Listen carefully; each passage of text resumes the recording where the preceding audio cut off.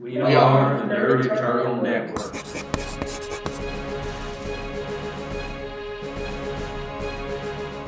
Hello, and welcome to Icons Academy here on the Nerd Eternal Network. It's, of course, our Icons Assembled Edition actual play. I'm your GM, Jason, and with me is Mike playing Blessed Thorn. I get to go first this time. Curtis playing Putty. Hold on. Taylor playing Rigajig. Take that, Curtis. I'm third, and I'm not going to stumble as I say it and embarrass myself. And Zach playing Lucuna. And I'm fourth. It's like, and me, Lucuna. And Ann B. Davis as Lucuna. All right, who remembers what happened last session? Zach, go. There was a thing, and there was a thing, and there was another fight, and there was a thing. That's too many things, but you had the fight right anyway. All right, somebody who was actually here, what happened last week? Well, then, Lucuna's nightmares have been continuing. Mm-hmm. And the bulk of the issue was a training exercise in Independence Race class, where the squads went up in a game of basically Punch sumo. Yeah, basically, yeah, it was basically a super version of sumo wrestling in the gymnasium. We went up against Indispensable's team. The goal was to either knock the entire opposing team out or push them out of the active zone. And we almost won. Although to be fair, we were down. Had we had a fourth member on our team, we would. Yeah, thanks, Lucuna. Lacuna was in. I guess you were in consult with Wolfwitch, right? Yes. Yeah, dealing with your blood disorder or condition. Right, the nightmares or the nightmares. Yeah, it was nightmares. That's right. Yeah, and she missed the first few classes going to consult with Wolfwitch. Yeah. But we did put up a good fight. Yes. For the training exercise. We made a good showing. And you also might have been okay if Rigajig had not talked Independence Ray out of handicapping the other side. No, right. Because he had to have one of them sit out to keep it even. Yeah, but we were all on board with that. Let's be fair. We were all on board with that. Let's not play the Rigajig. We all had something to prove.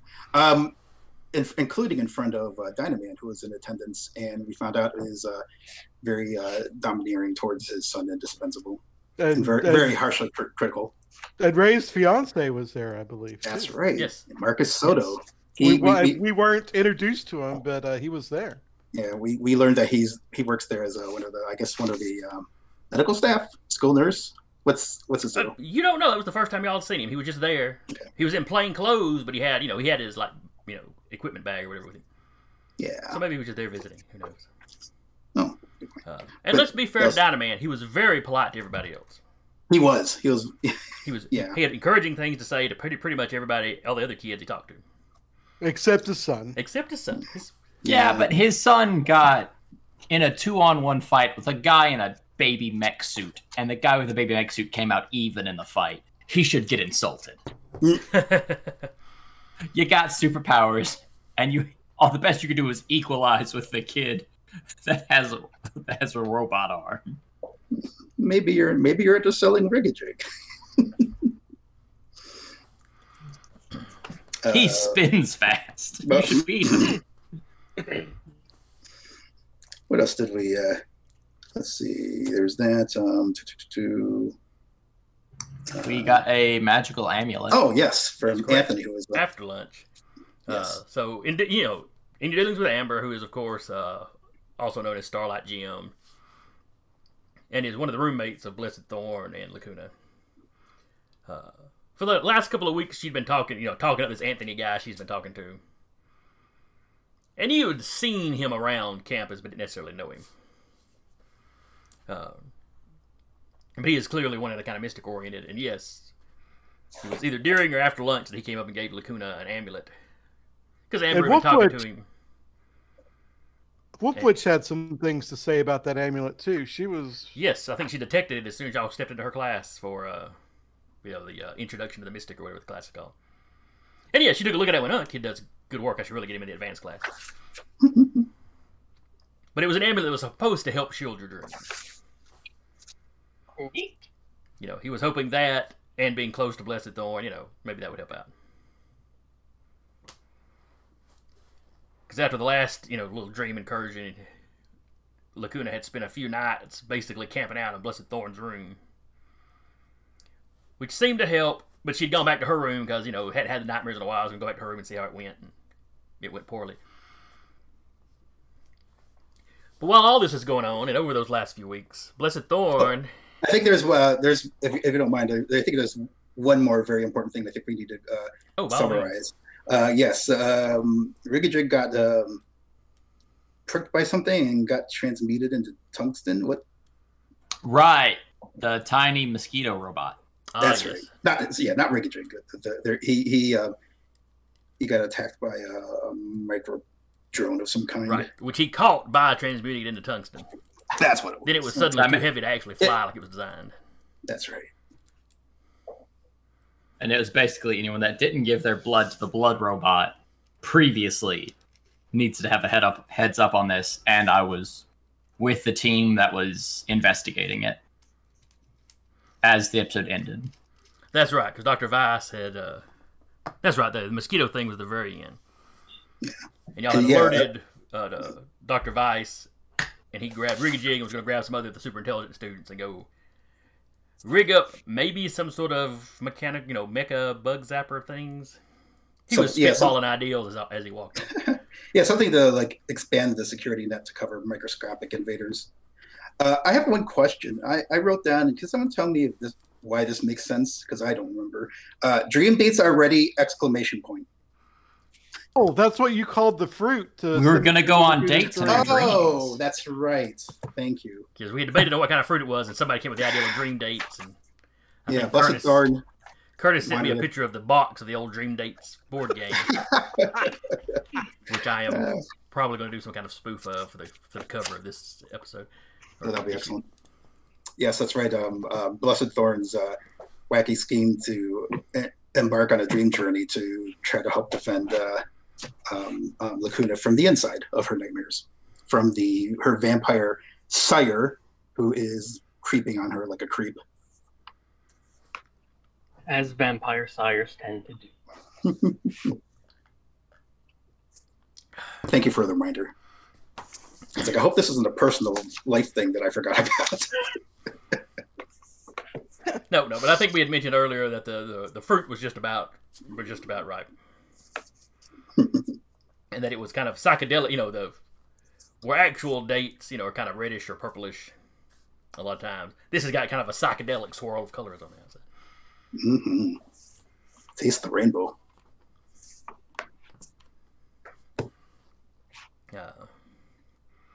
But yes, you've got several ripened fruit on there.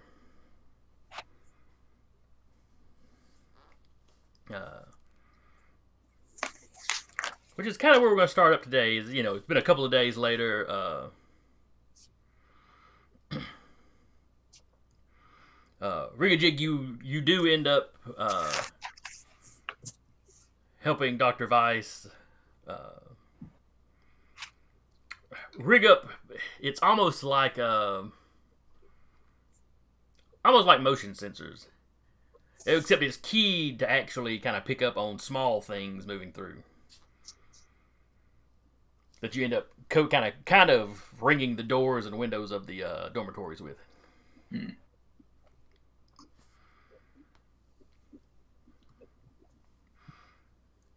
You do also build, and the rest of you would see these as you were going through the rest of the next couple of school days. That they do kind of like bug zappers, but there's a sort of magnetic element to it. So when they flare up, they'll draw any small metallic particles in the air to them and then zap it. Dr. Weiss didn't think this was a perfect solution, but it's something y'all could crank out right away while he worked on a more thorough one. Makes sense.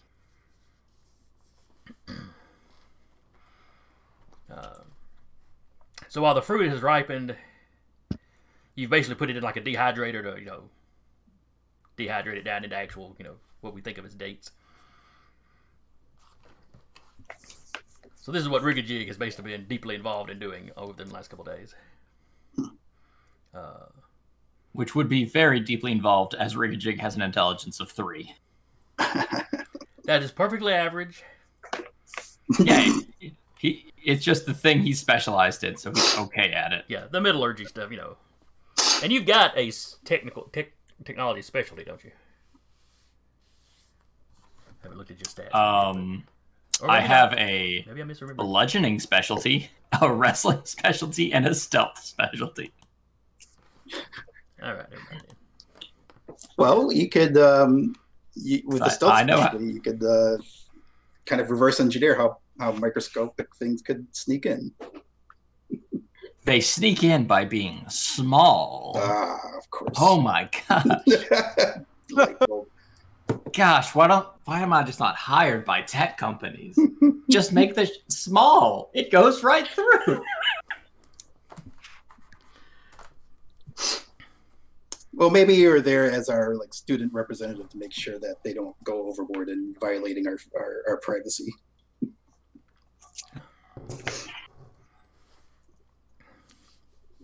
That'll be the full body scans they do later to make sure there's no microscopic mosquitoes clinging to you. Oh boy. I love how y'all are saying microscopic. It was the size of a regular mosquito. That's visible to the naked eye. It was just small. But anyway, as I said, a few days pass. Rigajig has really been helping build these. It's been fascinating for Rigajig because he gets a look at Dr. Weiss's more advanced lab, which isn't the one y'all are usually in for any of your science classes. That's where he keeps the good stuff. Dr. Weiss is also very interested in this metal Rigajig's rig is made out of. What do you mean? It's all brassy and very, very clockwork. All the good metals on the inside. Was he got X-ray vision? Well, I'll rephrase. He's very interested in how your tech works. Ah. I mean, he has fought clockwork. What's the term? Not animatronics, but automatons. Automatons, thank you. He's fought clockwork automatons before. Quite a few back in his younger days. Yeah, it was really popular in the 90s. He goes, oh yes, kind of a throwback. It's very popular in the 20s as well. And then he catches himself, the 1920s. I assumed. I didn't think I was that much of a trendsetter. I don't know, steampunk's a thing.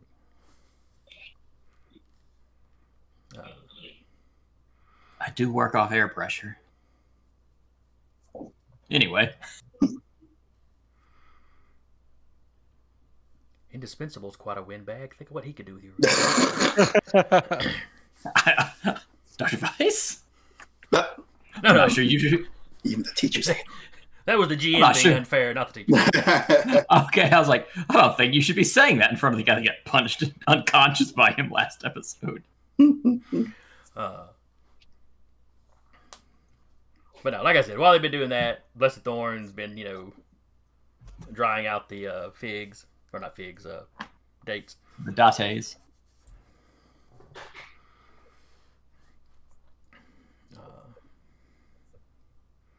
And the colors are not as, once they're dried out, the colors are not as bright. But they still have this kind of, malted tie-dyed look to them.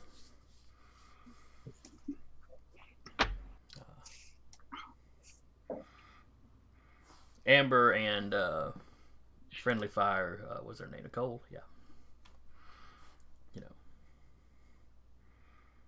They're every day they've been bugging you. Ooh, when do we get to try those? Oh, they went on the dream journey? Well, they knew what you were growing them for, so they're just curious as to how many people are going, and they get to try it out. How do we as a team feel about that? I mean, I feel like I'd be all for it because they have a vested interest being roommates who, if nothing else, are constantly awakened by Lucuna's poor Lucuna's nightmares. Well, not to be rude, I totally want somebody to be awake in the room with us. Because how bad would it be if we all went in the dream? The vampire guy's like, oh, so you're all asleep. And then just broke in and nabbed her. Uh-huh. Just like as a speedy thing. Because we don't know if those dates are going to keep us down or not. Because we're obviously going to be taking a lot of actions in this dream. Which means it's going to have to keep us pretty asleep. Yeah, it's got to be a deep slumber, right? Yeah, so I'm real worried about just like, if he's that obsessive with her, we need a backup to at least like waste time. Okay. Yeah, Lucuna's gonna agree to that. So this is just going to be a Team 3 only mission. Fair enough. Well, then Nicole's like, well, you know, I do fire stuff. That's probably pretty good to have, you know, on guard against a vampire. I guess I can keep a watch over you. And Amber kind of nods. You know, after we do this, if we have spares, by all means, you two can share a dream if you all want to. And then Nicole kind of cuts her eyes over at Amber. Or we could slip a piece to Anthony. See what he dreams about. Oh, boy. Oh boy. I would like to state I do not approve of illicit, secret drugging of people. It's not a drug, it's a fruit. But okay, I see your point. Yeah, I wasn't thinking that through.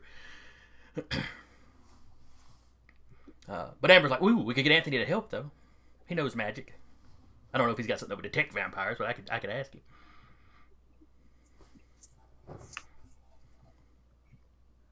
While I'd appreciate that, but also, like, he does have all of his own life to live, too. Well, I just asked him. I mean, if he's busy, he'd say no. Would he, though? He kind of likes you. And, like... And she turns kind of pink. Sorry, I didn't mean to be embarrassing. Nicole's just laughing.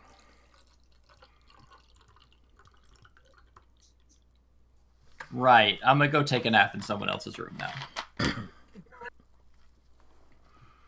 Well, this conversation will either take place during y'all's lunch or in one of the student lounges. All right, I'm going to go die somewhere. See you.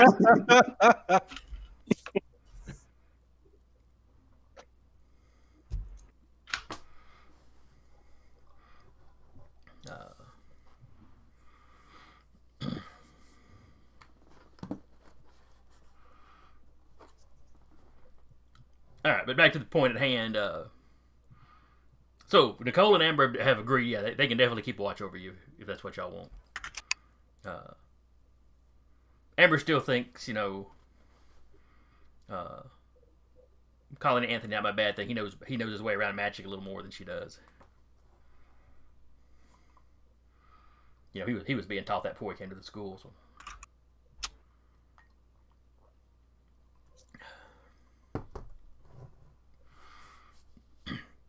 But ultimately, everybody kind of looks at Lucuna as far as to see what she wants to do with it. Yeah, let's just keep this a team 3 situation. Have a few people out watching us while we're asleep. Like, I'd love to drag a lot of firepower into the dream with us if we could, but at the same time, like what Rigajig said, what if he takes that opportunity just to sneak in and kill everybody while we're asleep in the dream?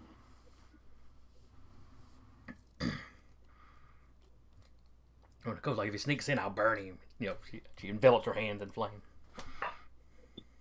And I would very, very much appreciate it if we got it on video. So, yes, Nicole, I would like you to stay awake out here watching us. Like, in a non-creepy way. I'd like to try the magic stuff, but okay. She was like, I mean, I can be a team player. bless Thorn, how much did you grow? We might have some left over. We could all just do like party snack time drugs as a celebration if we manage to kill them later.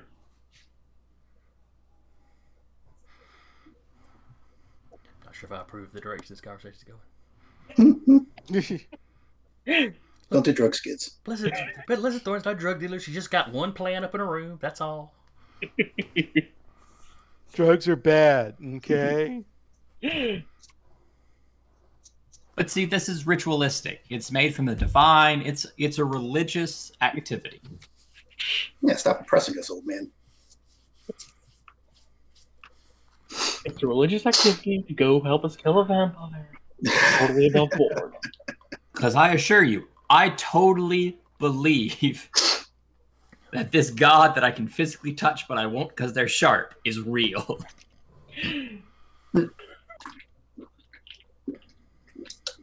Oh. If you need a second opinion, go talk to the lunch lady. Who is in a toga but yet somehow completely clean. Yeah, right. It's a very, very clean toga. Though she does wear a hairnet like she's supposed to. Ah.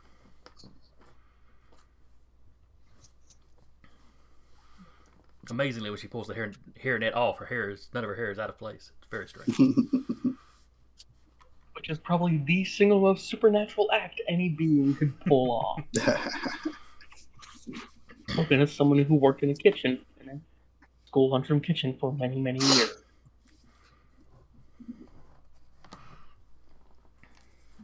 All right. So y'all doing this tonight? No better time than the present, unless anybody else has plans. Well, we were technically supposed to enact a new patrol plan, but certainly this takes precedence. Well, Indispensable is really wanting Ricky to work up a new one. Oh, that's what it was. Okay. Because the previous plan, y'all, since that last fight where y'all managed to catch a couple of the goons and interrogate them, yeah, you've had no luck. Nobody's been biting at that apple anymore. Wells went dry.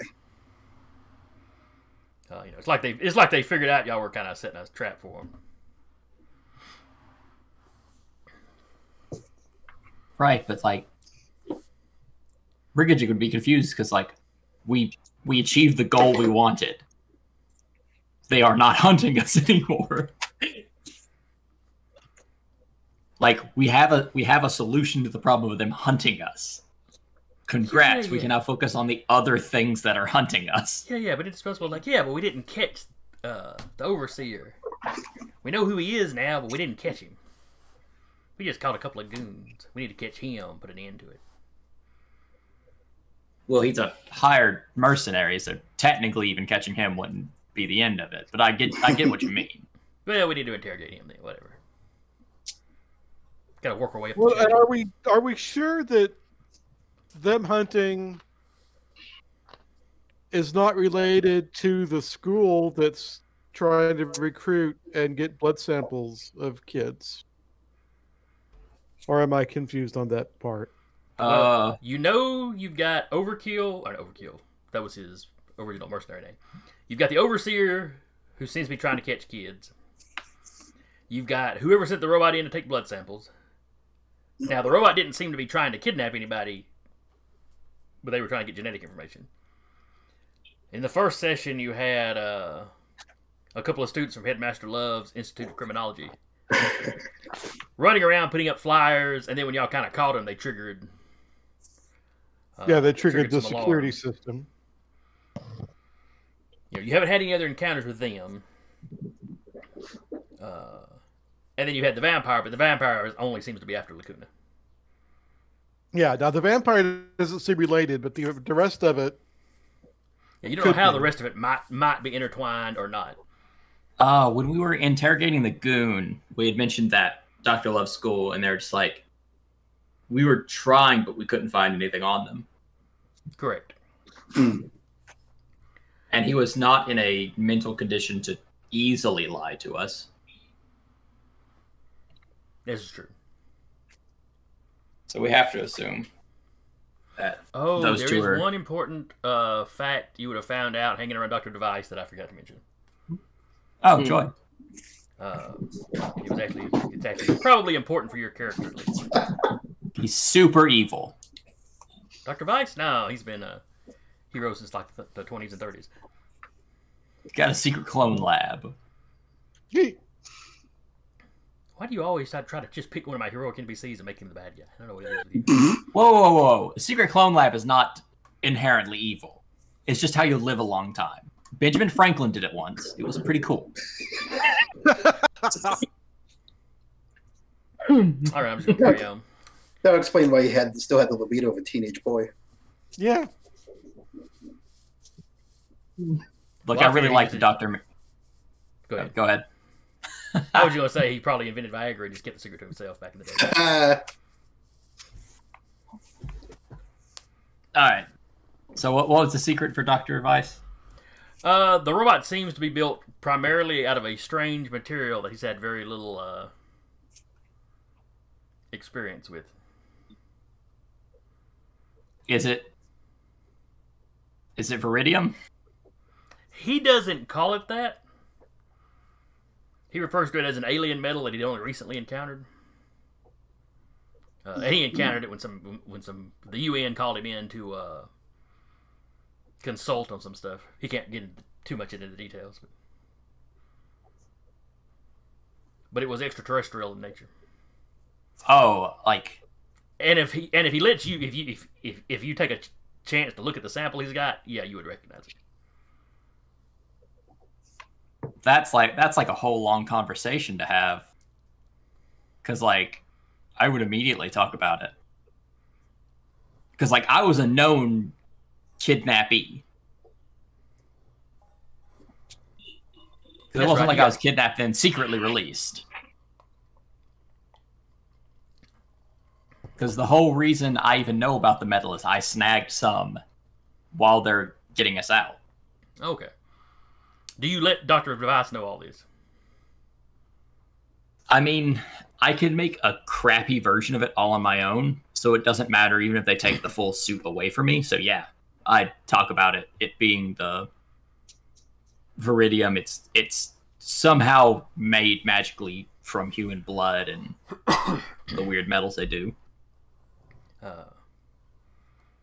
Dr. Vice kind of nods. He looks a little surprised at first, but then he's like, "Oh, I do remember somebody in the student body had been kidnapped. Yes. He just had not connected you to that, even though it is in your student file." Then he has you show him the inside of your suit.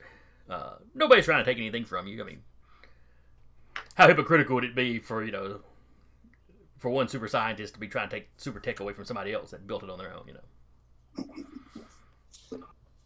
Well, and then I would basically explain the advice that, like, all the principles that the metal use are mechanical principles. It's just because the metal is weird and magic, it functions in a way that lets me do things that are abnormal.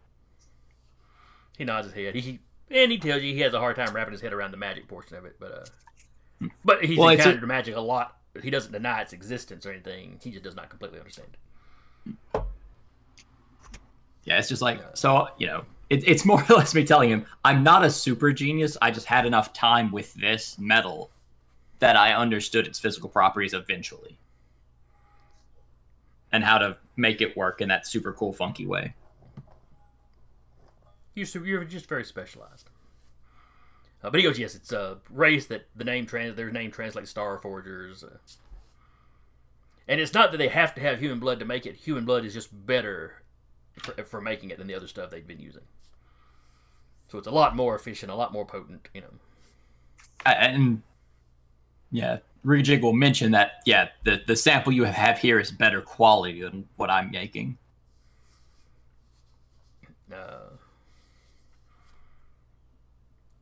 So the end result is he suspects the mosquito robot is Starforger tech.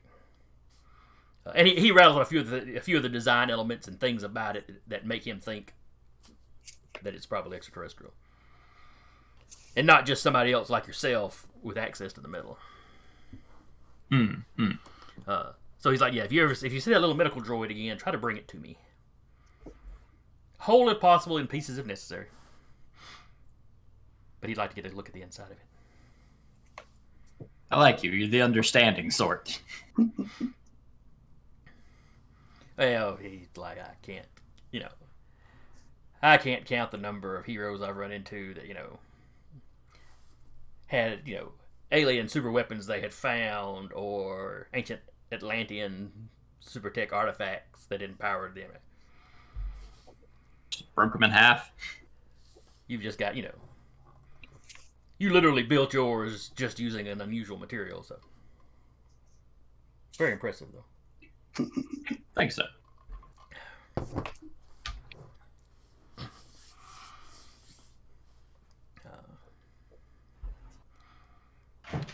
All right, where were we for that little flashback? Oh, yes. Yeah, so Indispensable is wanting you to cook up some new way to catch this overseer. So he can question him and find out who's actually behind it all. But there's not a strict timetable on when to do that. He's bugging you every day to see if you've come up with something. But well, I mean, like it's now just the job of trying to figure out what his next target would be, because if they're not gonna keep trying to us, they'd circle back around and try something else. They're trying to get young supers.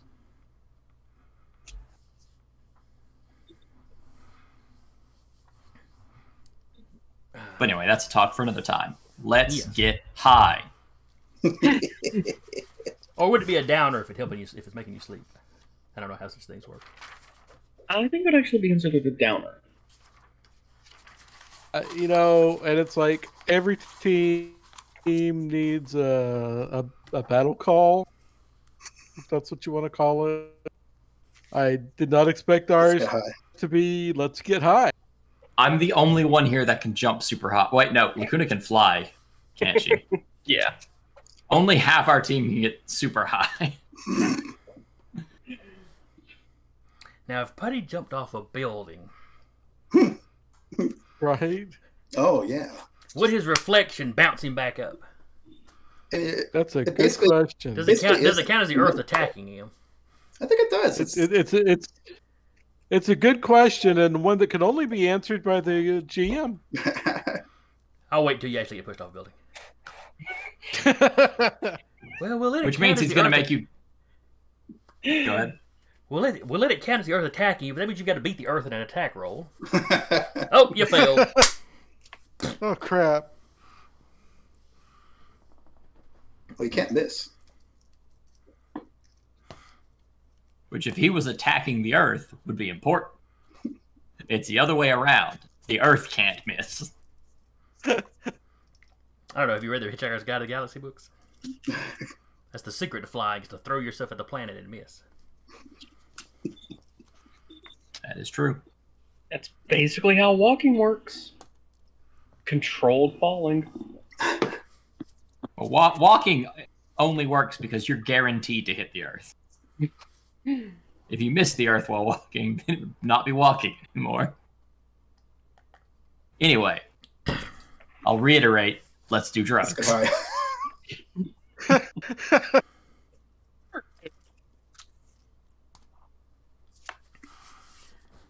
All right. Yeah, sure, why not? Let's get all strung out on some Suzy Q's and go to sleep. All right. So where y'all doing this at? In the dorm, right? Yeah, but boys aren't allowed in the girls' dorm. Yeah. Not above the first floor. Not above the first floor. Common area anyway. We might have to do this in the quad. We can do it in the gym. I mean, are any of these grounds off limits during nighttime? Like, are we supposed to be in our rooms at night? Or yes, we're a school. Yes, there is a curfew where you're supposed to be in your own dorm.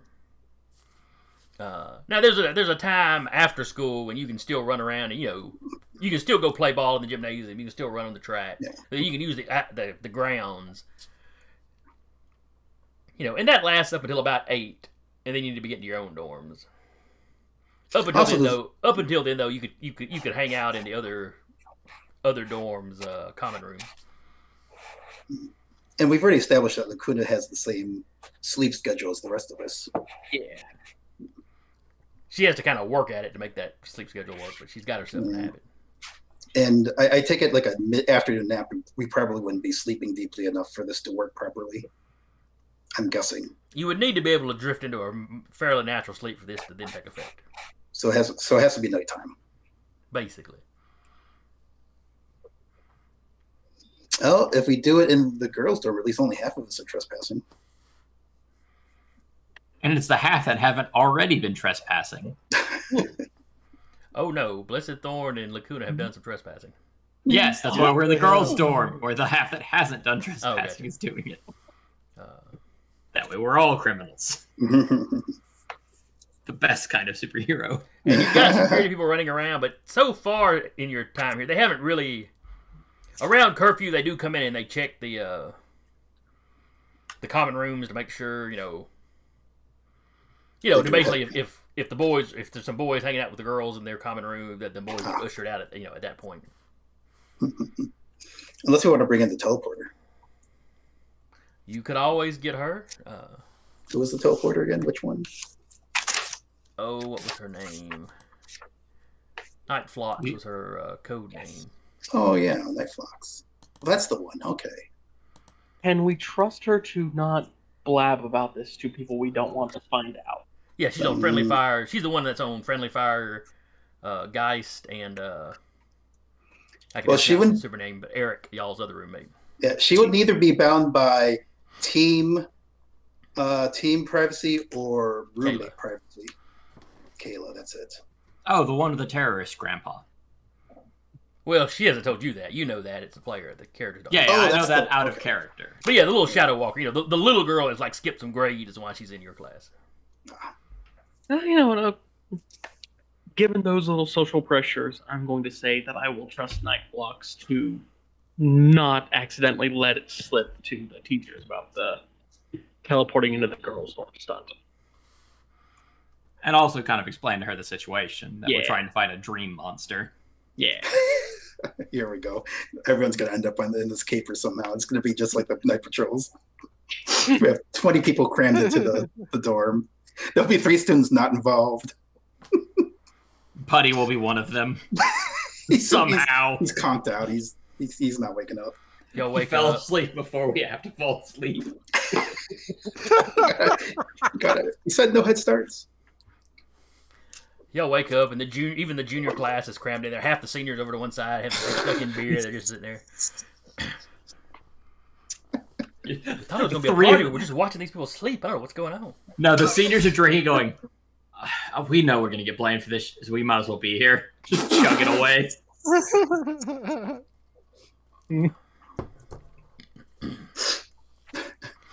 Alright, does Kayla agree to help us? Yes, she's a little bit suspicious at first. Because you're talking about, dream fruit and dream monsters.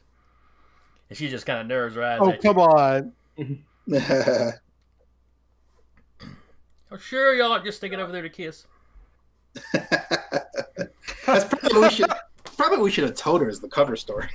Rigid go. Look, while I would enjoy that, neither one of those is available for such an action.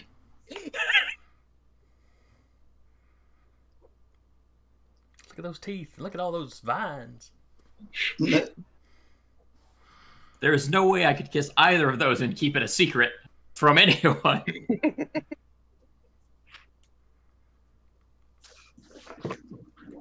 Okay, she agrees, but she's going to stay there and watch. No kissing the vampire master. Whoa, you can't stop me from my life. Also, he should go to jail if he does that. Outside of all the murders he's done. It's like, you're right. I'm not judging. All right, before this gets any weirder. What, you don't want to kiss your vampire dad square in the mouth? Oh boy. And today's issue of Icons Academy, sex and drugs. Exactly. It's mature audiences only. Sex, drugs, and vampirism. It's a vertical title. I think we got the episode title, yeah. Yep. All right. Oh, poor Jason. We love you. He's the one that brought up kissing. Well, it's just a natural thing that's for her to have been suspicious that y'all might be up to. Because she's fine with bending the rules to fight, a monster. Okay, that's cool. That's superhero stuff. She's not quite old enough to get the appeal of the kissing yet, so that's not a rule she's wanting to help bend. It's not wrong to be curious. Let's get in on this vampire. All right, so y'all gather in the you're in Blessed Thorn, Lucuna, kind of dorm suite or whatever. It's the y'all are probably out in the living room area on couches and pallets and whatnot. Just so there's room for everybody kind of in the same room. Everybody snuck in their own pillow. Yeah, really. It's a pajama party. Well, with Kayla walking y'all through shadows, y'all could bring in your own beds if you wanted to. Nobody'd be the wiser. That might be a little crowded. Don't talk the plants over.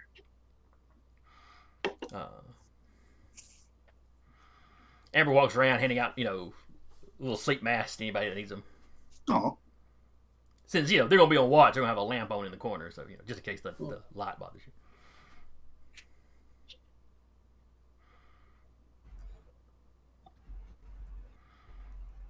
And then Kayla just offers to encase you all in darkness, if it becomes too big a problem.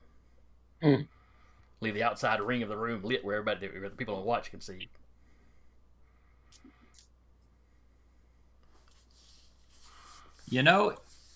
It's a fair thing to leave part of the room in darkness if Kayla's going to be here.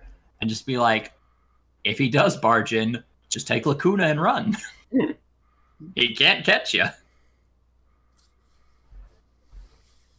She's like, okay, but I'd come right back so I could fight the monster. That's fair. It's just if we're all unconscious, please get the unconscious people out. She's like, oh yes, protect the bystanders first.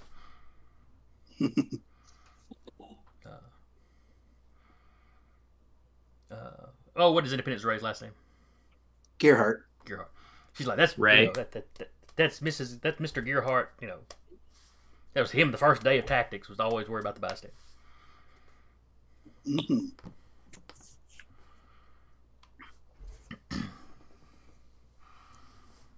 All right, so y'all all lay down. You got a little piece of this, like half a tie-dyed date apiece. So do we put it in the side of her mouth like a dip, or do we just chew it and eat it? I think full ingestion, I suspect, would be the best way. Get that flow into the bloodstream as quickly as possible, I would imagine. And what happens if we eat the whole thing?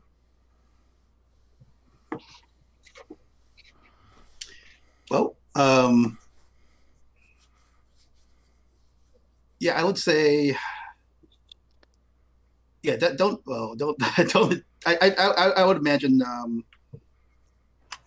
I don't know, Jason. Would we basically have to consume the whole fruit in order for the effects to kick in? I'm kind of leaning that way. Well, he was saying half a date for everybody. It's like, well, what happens if we eat a whole date? Oh, I see what you're saying. Oh, yeah, dates are decent size, so Okay.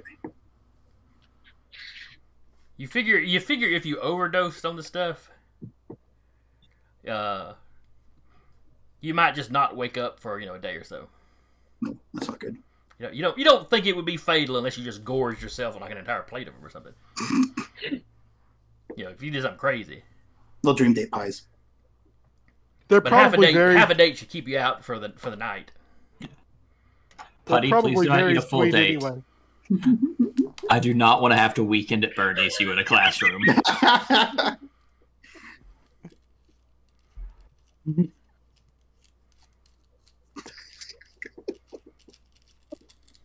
I've got telekinesis, so it wouldn't be that hard. But do you have the performance skill? Oh, I know. which would be required for your puppetry. Oh, I should have. I wish I'd rolled. I wish I'd rolled that.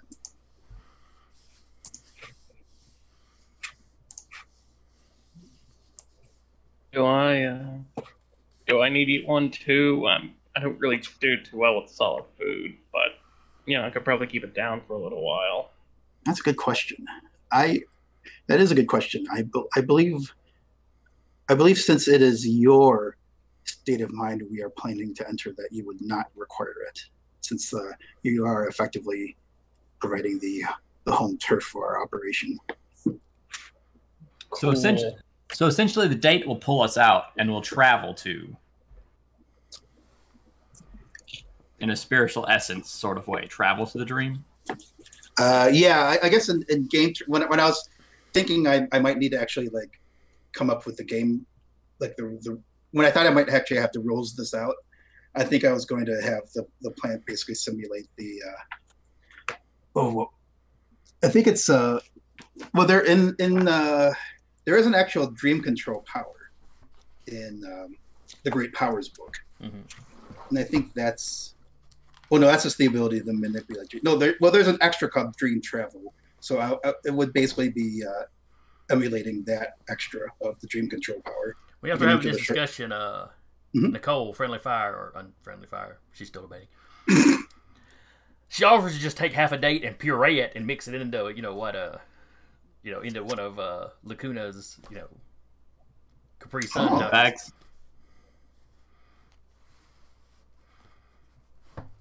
Yeah, that probably would be. If we liquefy it enough, it'd be all right. Blended into a slushy. Yeah, as defined by the rules, there's a person's dreams and nightmares would create a short-lived pocket dimension, and it's that dream world that we would be entering by ingesting this fruit. So Blessed Thorn probably thinks just the people going in we need to take it. You ingest it with the intention of going into her nightmares, and then you sleep, in a relatively close proximity to her. But Lucuna would not need to ingest. Right. Oh. So that means we don't actually enter each other's nightmares, right? Just enter Lucuna's. That's right. Cool. None of us will be in tubes. As long as Jason doesn't try to give us some trouble for, try to impose some trouble on us for our determination point. Oh, I'm sure I wouldn't do that. So then you all pick up in tubes. There's a very sarcastic alien on the outside. All right. So you take those, you conk out Nicole, Amber, Kayla. I see Anthony didn't show up. Well, I was about to ask, if Anthony is willing, do y'all let Anthony in? I would be willing, but he has to be given the rule: no kissing.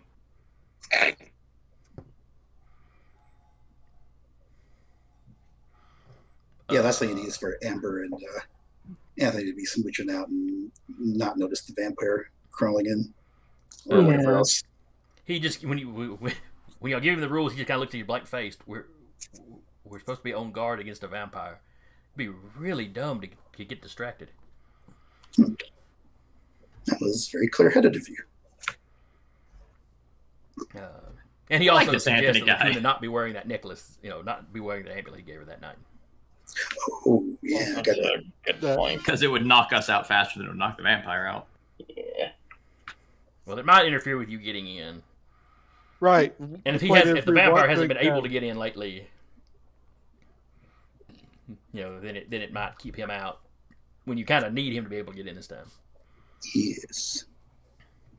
I'll go and take it off and stash it in my dresser drawer. And it tells you if things seem to be going badly in the dream, he might try dropping it, putting it back on you to see if that would snap y'all out of it. If heart rates start getting up too high, or y'all start thrashing around, or any physical wounds start appearing. Mm. He's not sure how Blessed Thorn's dream travel works, but Me neither. Oh, well, that's reassuring. But he has heard of such things where taking too much injury in the dream might translate to the physical world. But he's also heard of other versions where it doesn't. So it's nothing he's studied in detail.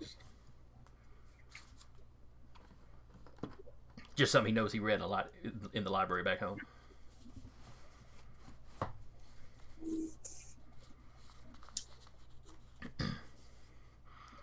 All right, but y'all all eat your dates. Everybody lays down.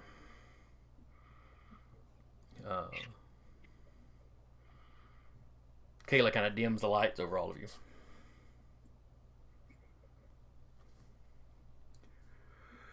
Which she has no trouble seeing through, so her job is to kind of alert anybody else if y'all start thrashing about or anything.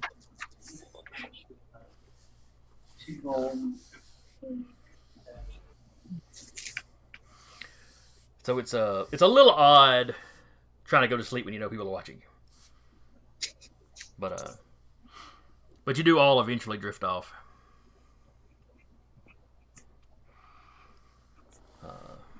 You feel like there's a short period where you're just sleeping normally. And then, Lucuna, you are standing in your living room. The last living room you lived, the living room from the last house you lived in with your parents, where the attacks took place.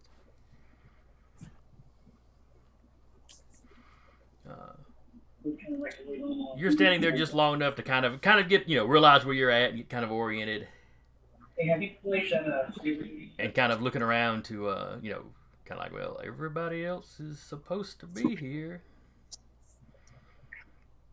And that's when one by one your friends start appearing.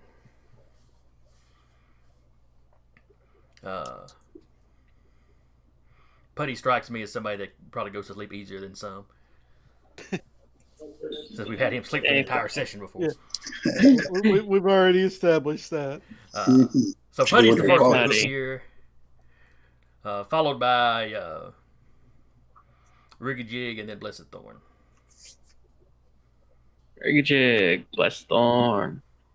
Welcome to where it all happened. Oh, I was not going to quote Alice Cooper. If assuming we actually know who Alice Cooper is. She an upperclassman? Fair enough. Ooh, I'm not sure. I know who Alice Cooper is, but I'm not sure about what the quote would have been.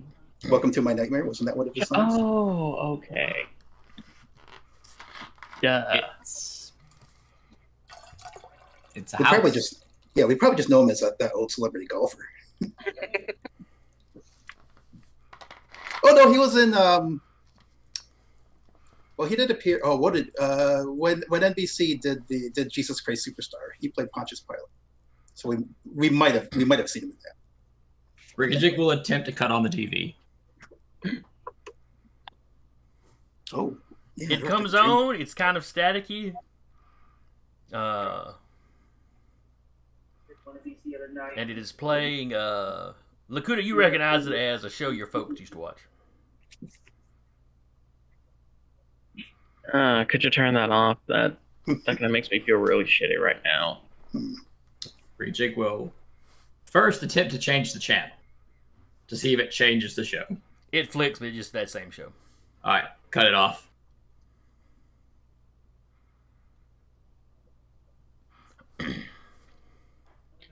So I guess we just sit here until he shows up. He likes to tap at the windows. Nice. Like a weirdo. Well, he is a vampire. He has to be invited in. Mm-hmm. Or, defenestrated. Well, if he's already been in here, he's already been invited, right? Yeah, he jumped through the window. I think. Oh, without being invited? Yeah. Oh, so he broke the rule. Well, the rules may not apply in a dream. Not sure about that. And that might just be a myth about vampires. Or it could be a different strain of vampire. Because we do know there's different kinds of vampires and vampirism from what we read in the Oh Secret yeah. Archive. Secret what now? Don't worry about it, Rigajig. It's not a big deal. Well, they know, right? I feel like the words secret and archive make it a big deal. Yeah. It's just a euphemism for the library. Don't worry about it. Do you want to get into more trouble than usual? I'm going to remain worried about it, but I trust you, so I'm not going to ask. Did we make a Cool. roll? We didn't make any kind of roll for how much we absorbed that knowledge, did we? Not really. I rattle off some just general knowledge to you. Okay. Oh, that's right. We didn't really find out anything super. But super Putty will point out to Rigajig, it's like, see, I'm not the only one that doesn't listen to you. That's not a thing to be proud of, Putty. Not a thing to be proud of. Just saying. And hey, in our defense, you never told us not to break into Wolf Witch's secret stash. So, I mean, hey, how about we turn that show that makes me feel depressed again? That's good viewing. You betrayed you betrayed one of the two teachers I like.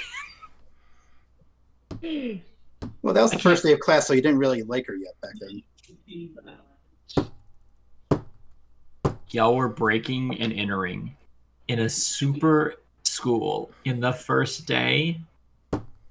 Why am I just now hearing about? Well, I mean, obviously this is just why I'm now. Oh, hearing were we about keeping this. the secret? Did we keep it secret?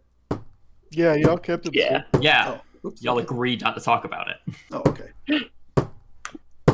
I mean, we didn't get any of the, If we had actually learned something, we would have told you. Tell you what, if we ever break back in there, I don't know, learn how to achieve apotheosis or something, we'll pass it on to you. You know, just do the whole teenage god thing. All of you hear a Most of muffled those "oh" are for gotta- goodness sake, and you hear the glass shatter. Oh, okay.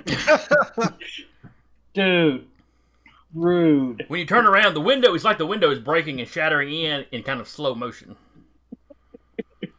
Yeah, that is really rude to interrupt some good teen angst. Well, he'd been tapping on the window and you'd been ignoring him, so. So finally, it was just, oh, good grief. And while the window is breaking in slow motion, he's stepping into the room and like that, you know, at like normal speed, but just kind of stepping over it in. Ooh, cool effect. Oh, good morning, sir. Would you like to have a chat? Oh, what is this? Who have you brought with you today, Lucuna? Hi, these are my friends. They hate you as much as I do. Blessed Thorn would like to take the forefront and hope that her divine essence, see if her divine essence has any effect on Rictus. He doesn't take any steps closer. Okay.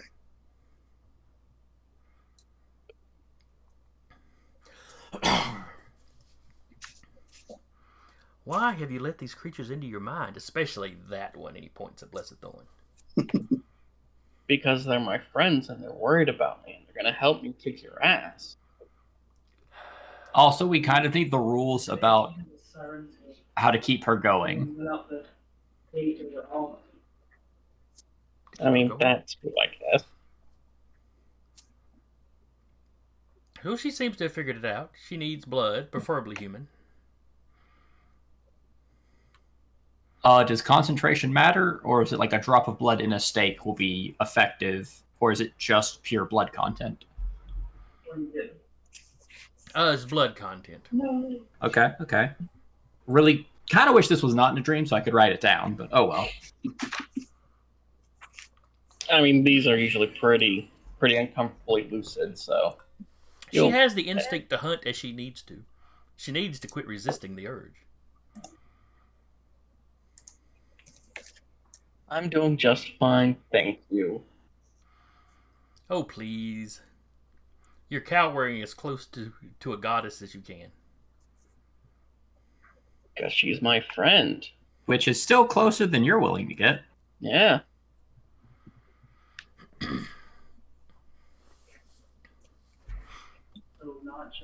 I mean, you know, just take a few steps forward. Give Blessed Thorn a hug. Or, you know, just let her put you in a chokehold. Nice tight one. I suspect no one can give that one a hug. How dare you? This is a dream. I can hug her all I want. But I'm not going to because I respect her. As you say that, though, he smiles at you, can you? You act like I'm not willing to get stabbed to get hugged by a girl. you You haven't underestimate met me. you underestimate my desperation. He's my buddy, but he is really, really. It's almost amazing. I love you, man, but good God. I just like people to like me. We all do like you. Thank Perhaps you. me and Lucuna should have a moment to speak alone. I feel like you've had like 15 of those and none of them have gone well. Yeah, they're all terrible. She's the very first emotional. time. Well, yeah, you did kill my family. Turned me into an undead monster. I made them where they would live forever. They were Lucuna, murdered by someone else. Lucuna, did your parents keep any plants in the living room? Also, to be fair, I don't really see the monster part. I'm going to say that they did keep like a couple little potted plants, some ferns. Something with actual like wood in them at least, or is it all just like leafy plants? Mostly just leafy plants. But Okay. Yeah, the common kind of house plants. yeah. That's true. I was just trying to think if there's something I could grow a steak out of. Now, one of the things that we have never been good about doing, though, that you can do with your determination. Oh yeah, I could is you retcon. can retcon. So anything not Yeah. specifically stated, you can kind of fill in detail. Well, first I have to reset my attributes. Also, it's a dream. Just make a potted plant. Good point. Ah, Could but it's not. I It's not burn Blessed a- Thorn's dream. Could I burn a determination to retcon in like I don't know a small bamboo? A small bamboo. What now? A small bamboo plant. Sure. We can say that your mother had one at some point. That it may not have been there when he attacked, but you can kind of make the living room of then rather than. Yeah. Just stare at the coffee table really intently and. Boop.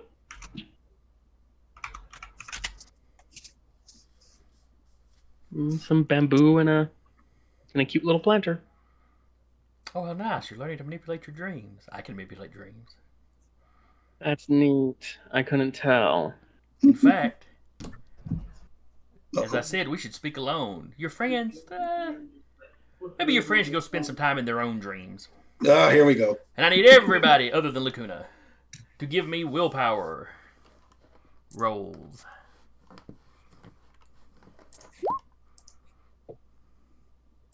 Okay. All right. Oh, good. I got willpower. All right. He rolled a 4 plus his willpower. Okay.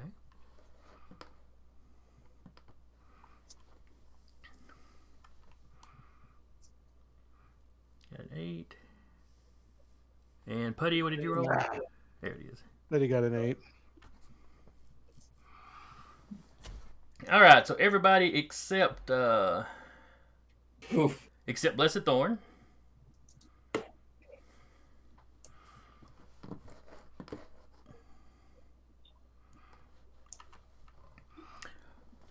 Putty, you are, or not Putty, Rigajig, you are,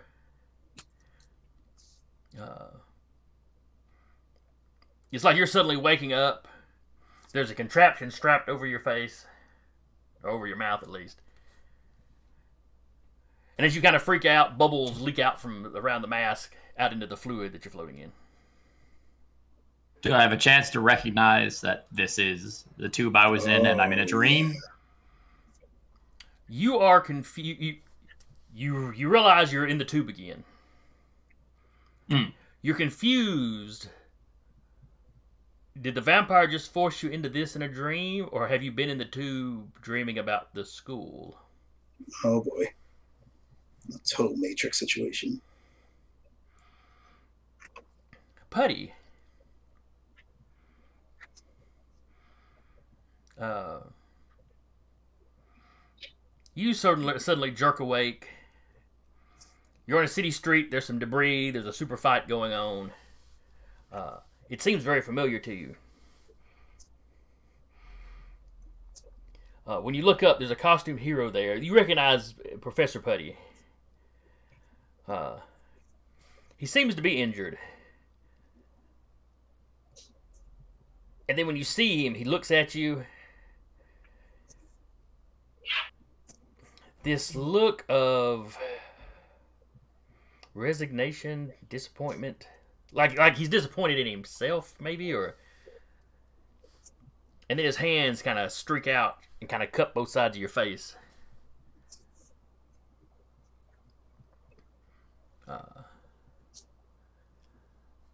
And then you're hurting.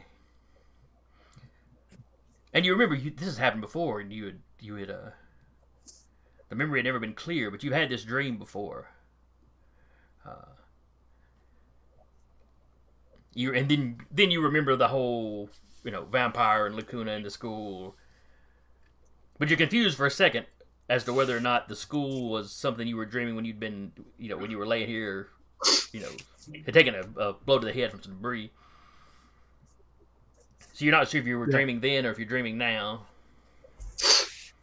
But Professor Putty's touch hurts. I bet it does.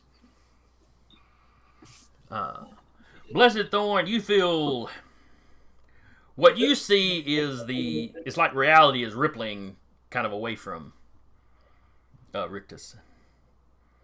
Like there's kind of a shimmer that runs through the room.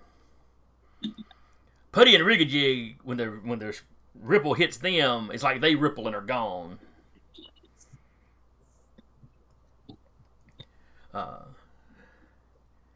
But the ripple just parts around you. And it was like you were watching a ripple run across the top of the water and then just hit a rock and just kind of goes around the rock. What was that, Zach? Okay. It was be right back. Okay.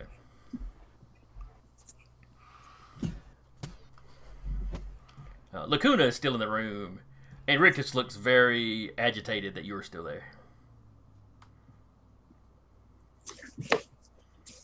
Clearly, your sorcery will not affect. You'll find your sorcery will take no purchase with me, vampire. If I have the opportunity to do so, I would like to use my plant growth powers to grow a stake out of that bamboo and have it have the bamboo shoot kind of like extended to my hands. All right. Let's go ahead and everybody roll initiative just so we'll have that as we need it. I am back. Somebody woke up in a very good mood. Let's hope we do the same. Always the better way to. Mm-hmm. Oof. Not rolling too good today, guys. It's just a dream. Dreams can't hurt. Oh, but still.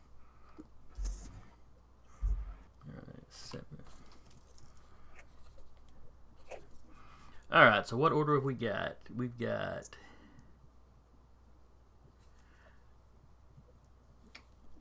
All right, so Blessed Thorn got a 6. Lucuna Lane got a 6. Rigajig got an 8. So 8, 6, 6. Curtis got a 5. Or I should say Putty.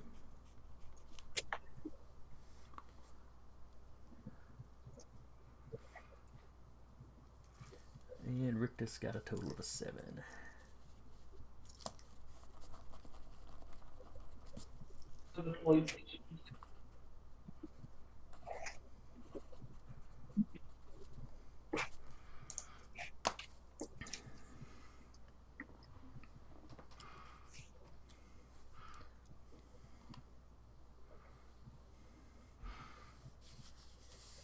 Alright, so we're just going to go down in order.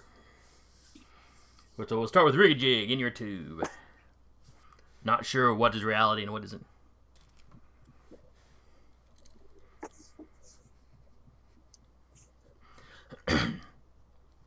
through the liquid in front of you and the glass, or at least transparent door, whatever it's made of.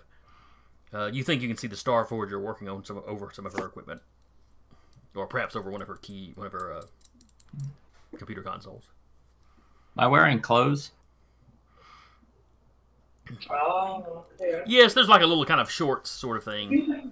Okay. It's not quite. It's a little bit more than a Speedo, but not quite like a full, pair of swim trunks. I'll feel around for any kind of exit or any kind of anything to activate it from the inside. Everything just seems to be smooth on the inside. From what you remember the last time, or maybe it was in the dream, somebody let you out from the outside. You can still breathe. The air mask is over your face. Think Luke when he's in the back of the tank. Yeah.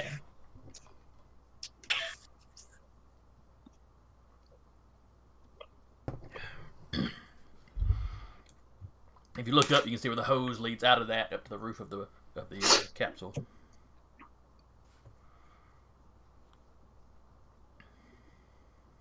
I'll tap on the glass.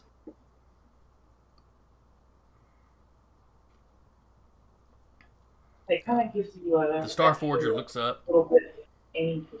walks over until she's right in front of you. She can really bombard it. She wear the robe she wears have a hood, but it's clearly not a human face up under there. It's not horrific, like it's some kind of alien monster, but it's very clearly not a human.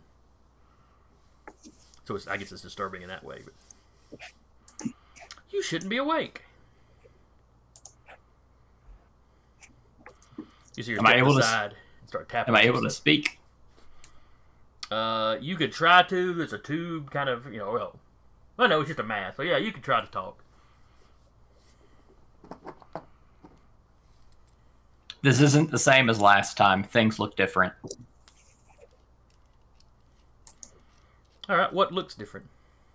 No, I'm saying it out loud, just as not even specifically being true about it. Oh, okay. Fake it till you make it sort of thing. But I'm also saying it because there isn't a wire in me.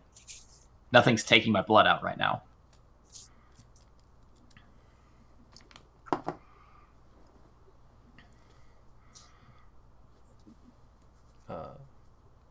Yeah, the Star Forger's like, different this time? What are you talking about? You need to go back to sleep.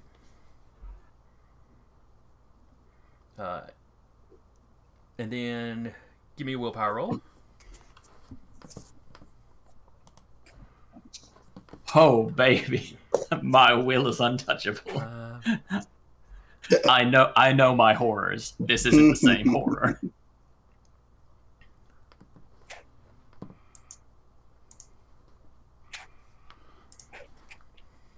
Yes. You realize, you realize this isn't right. The tubes aren't taking my blood. And it's not that you have memories of being inside the tube necessarily with the blood, but you do remember them letting you out and having to unattach the... I remember having holes in my arms. So, which makes you start to wonder if the vampire is doing this, if he grabbed a quick kind of snapshot of some of your memories but didn't quite get everything you knew about the situation.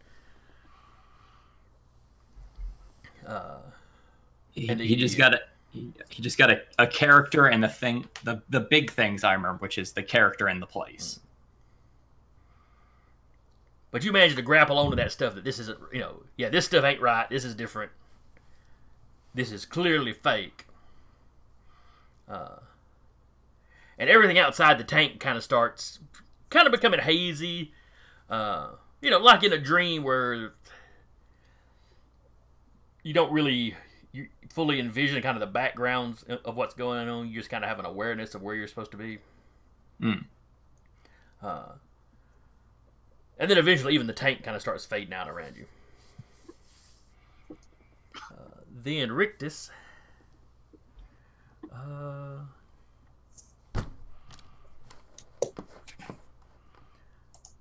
Let's see, what is old Rictus going to do?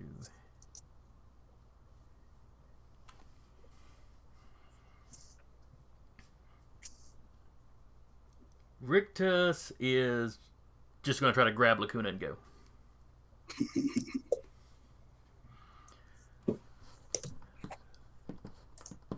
So this is going to be his prowess. As he's basically trying to put Lucuna in a hole, so it's going to be like wrestling. So prowess v prowess. Oh. Right. So that's a d6. I'll go ahead and put his stat in this time. So his prowess is is 5. He's got a wrestling of 1.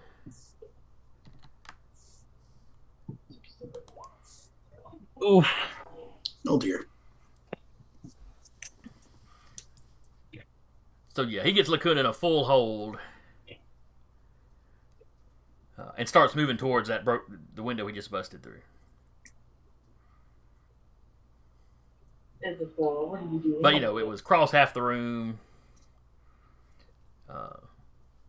Which does put him closer to Blessed Thorn. And he's got, he's got kind of a snarl on his face while he's doing it. So he does not like getting that much closer to Blessed Thorn, but he is capable of doing it.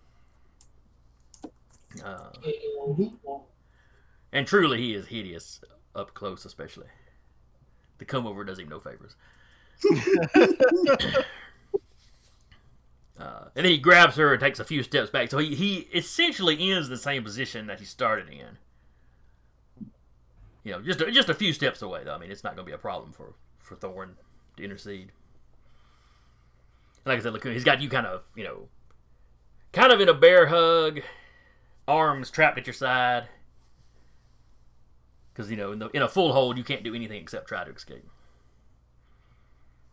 But then it's Blessed Thorn's turn. All right, so we need to keep Rictus here. Could I use plant mimicry to create a binding attack, like basically mimicking the ability of vines to entangle? Is that a thing I could do without having to grow the bamboo plant? Or would I be able to actually have the bamboo grow and try to entangle Rictus, or is that too many actions? That would be 2 actions. In that case, is that something I could do myself then to save me a panel? Yeah, you could run up and basically be using your plant mimicry. Let's see. A wrestling match would be your coordination. All right, it would usually be coordination versus prowess versus prowess. Oh, that's right. That's not my strong suit. Now, maybe. What's your level of what's the plant mimicry level? Oh, my plant mimicry is at 5. I also have telekinesis of 4, so I could maybe just try to move like some furniture in front of the window to hold up Rictus a little bit. That might be the most practical way to go about trying to prevent an escape. Well, if you're wanting to do a tangle, like basically run up and get him in a hold, I would let you use your plant mimicry as the stat you rolled for that. Oh, okay. As you basically run up, and then it's like all those vines that are always around you kind of spring forward, but they look more like kudzu or any kind of tangling vine that grows up things. Gotcha. So rather than mimicking a specific power, it's really just giving you a kind of a boost for this specific sort of task. Okay. I guess the ability to boost power would kind of be what you're doing. Yeah. And since the 5 would be higher than your 1, you just roll 5. Okay, so I'll generate this as a plant control roll since that's a +5 modifier anyway. So that's how it'll appear in the die roller. And then Rictus's prowess.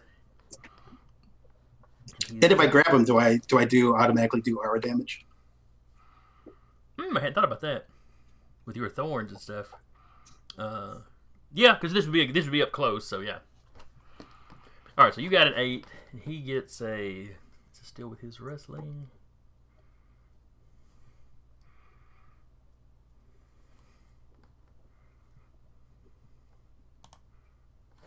Ooh.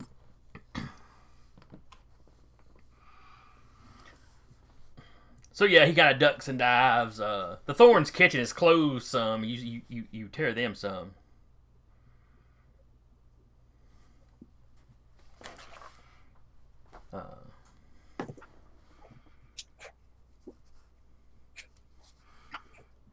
Yeah, but he manages to avoid your grapple. Now you can continue to use that next round because you'll still have that. That's still what you're mimicking. So. Cool. And then it's Lucuna's turn. I'll do the only thing I can do and try to break out of his wrath. All right, so that's an escape. Would you use? I believe you use your prowess or your strength, whichever you choose, or whichever. I'll go with my strength. Let me see: jump, lift, strong, blocking, attacking, escaping. Yes, prowess or strength against the attacker's strength. If you've got the wrestling skill, that factors into this as well. Unfortunately. All right, so D6 plus his strength and his wrestling. Ooh. Close, close. He's really having to concentrate to keep you, but just when you think you're about to slip out, he manages to change his whole, slip his arms around.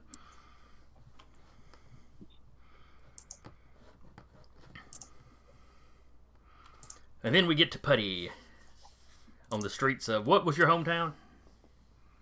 He was. I don't think I ever specified a town, but he's from New Mexico. Okay. We can So some pick a random- small-ish town, at least in New Mexico. Yeah, smallish New Mexico town.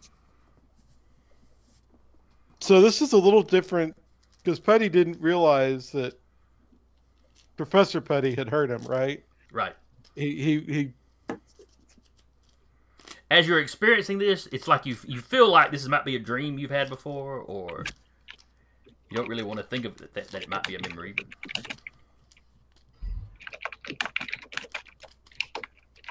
It's like, Professor, what are you doing? Stop!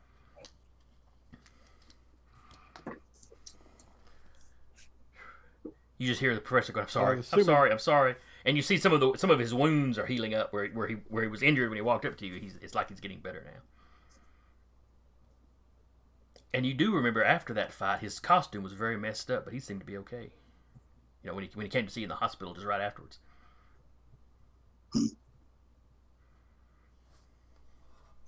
I'm thinking Putty's in shock. You or the professor? Me. Oh, okay. He's Putty. The professor is Professor Putty. Gotcha. No relation.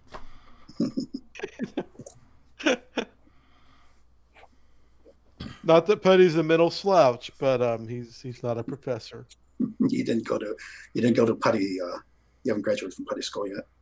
I think Putty is just gonna try and punch him and throw him off of him. All right, give me a prowess.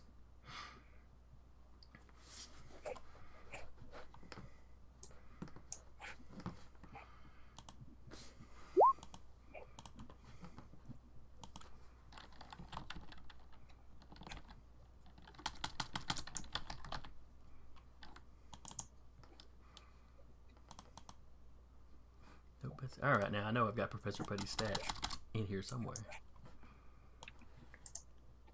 I think his prowess was a 2.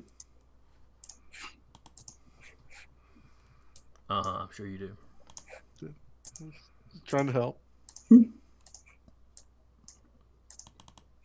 No, you weren't here. He was a Brainiac character. His prowess was his dump stat. It was pretty. I found his stats. It was listed under the player's name and not the character's name.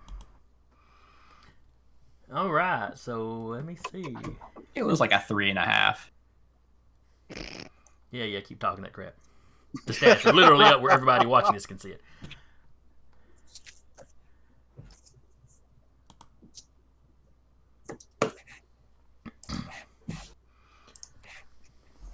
So you take a Yeah, swing. You try to punch him in the mush, and his neck just stretches and his head bends to one side.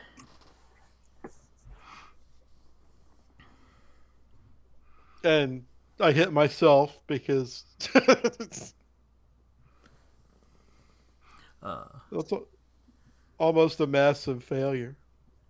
Or is it? Well, it's not a failure. You still rolled fine. It's just he's that good at dodging. Let's see, so 7. Oh, he dodged. He didn't. Yeah, he beat you by 5, so he's got a massive success. Oh, okay.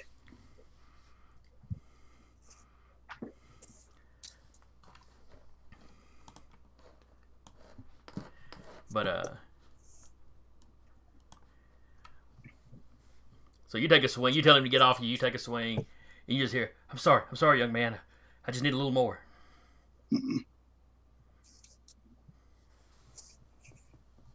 And you're starting to feel weak. You know, in the grip where it hurt initially. Now you're just starting to feel kind of weak, drained.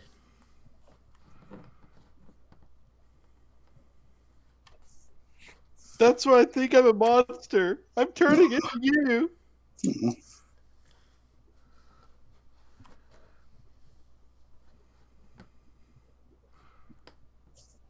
All right, then we're back up to Rigajig.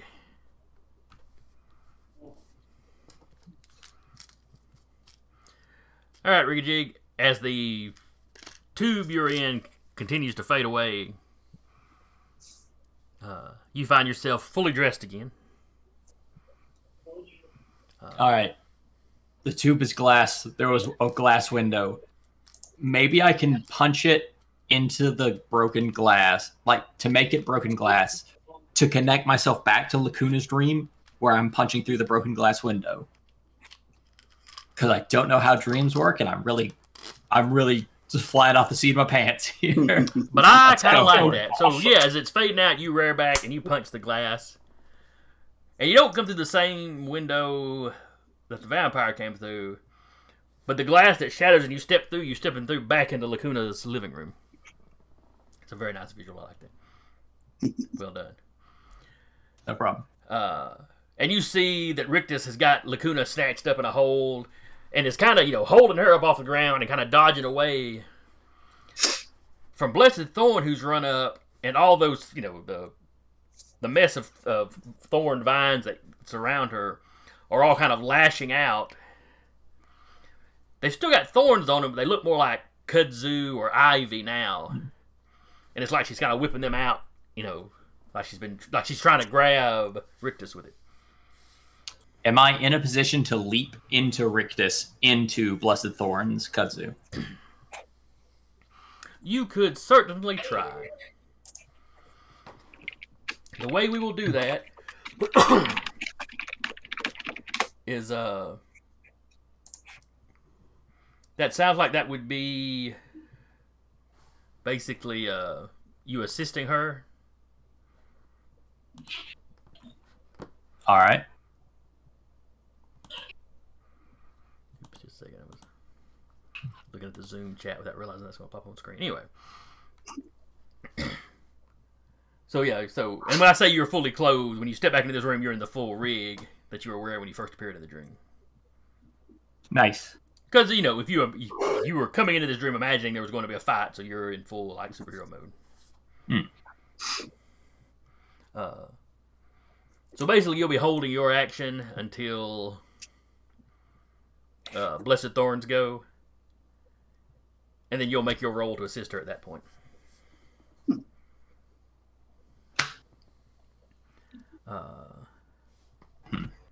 Out of play, that seems unfortunate, because I think Rictus goes before her. Yeah, that is unfortunate. Y'all all kind of go together. Or, like one after the other, right after the other. Well, if I say that Rictus... Can I set it where... Go ahead and make your roll. If you spring and hit him, that'll stop him from escaping. So... Well, what exactly would my role be? Just all right. So you're springing forward. Yeah, you're springing forward, trying to make contact with him. So prowess, not coordination. All right. And I'll go ahead and burn a determination point. All right. For equality. Don't disregard me. Okay. because he tossed me because I'm trying to figure out how to keep Lucuna safe, and he tosses me aside to try to kidnap her. That's just rude. Yep, yep. Rudest vampire ever. That's a good catch on quality, by the way. Oof, bad roll for me though. Oh, It's only a 9. How am I the willful one? All right, that's versus his prowess.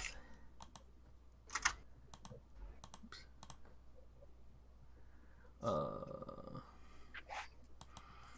does not get to factor his wrestling into this, though. it's dream wrestling.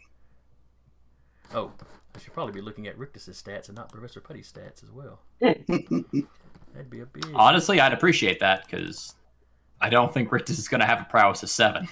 He does not. He does not. When he can factor his wrestling in, it's close. But Yeah. all right, you have succeeded. On a... Is that a regular or a major? 7. You beat him by 2, so that's just a success. Okay. Moderate, I think. Ah. Yeah, it's moderate, major. Oh, yeah. Sorry. It's marginal for a tie. Right, marginal is a tie. Yeah. All right, So but that's a moderate success. success is okay. So Blessed Thorn will have a +2 to try to entangle him again. Or are you basically just trying to like slow up Rictus? No, I was trying to hit him directly into you. Yeah, he's Okay. pushing Rictus towards you and kind of off balance, at the same time. Sorry, this step part. Let's see. Oh, look at this.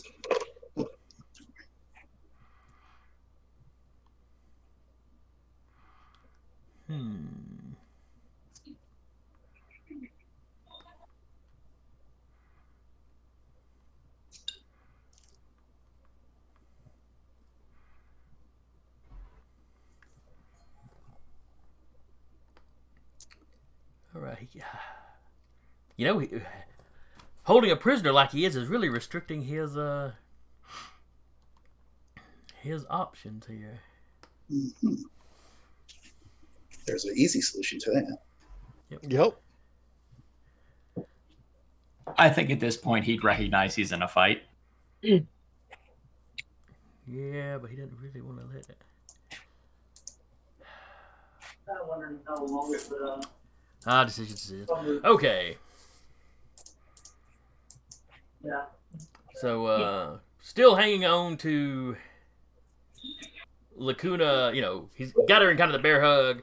He lets go with one arm to kind of, he's knocked off balance, but he kind of lashes back, trying to backhand Rigajig, where Rigajig gets kind of sprung in and hit him. So, Rigajig, give me another prowess. I swear, if I get knocked unconscious in a dream, I'm going to be real mad. Yeah, what does happen? He's sleeping just wake up? inside of sleeping. It's Inception. It is Inception. Sleepception. Mm-hmm. All right, let's see. His wrestling doesn't apply to this. His history doesn't apply to this. And his stealth does not apply to this. So, yeah, he swings a backhand at you. And you dodge out of the way or spin out of the way. Or... I was literally just trying to get help to help her maintain her lifestyle, and you were rude to me.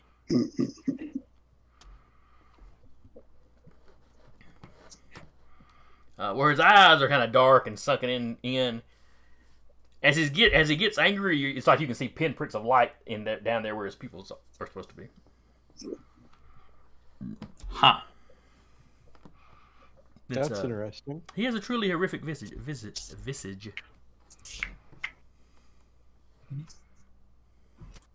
And then it is Blessed Thorn's turn. All right. She will open up her ivy kudzu arms and just monotone, let us embrace. And then she will generate a roll +5 +2 for the assist. Thank you, Rig. That will be versus his prowess. 1d6 +5 +2. Oh, hey, look at that. That's a good total. Oh, He gets a 10, so you got him in a partial hold. Okay. He can still do whatever he wants to, action wise, but he's at a -2 except for escaping, which he can do it. Teamwork. And he cannot move away from you. Yes. He can take a step closer to you to punch you if he wanted to. Though, truthfully, you're already close enough to. Oh, how any aura damage? Any thorn damage? And what is your aura? 4. 4.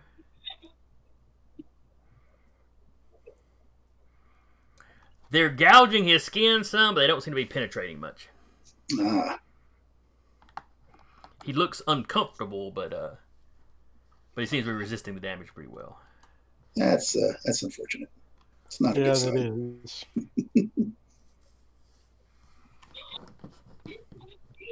But at least he's staying put for now. Now you can also apply your strength damage to him next round. Oh no, that's if you got a full hold, I think. And if I didn't have a strength that was 1. Well, I suppose there's that. Yeah. Media Landtrack needs to institute strength training. Look at those arms; they're like little twigs. They are little twigs. That's not what I meant. That hurt.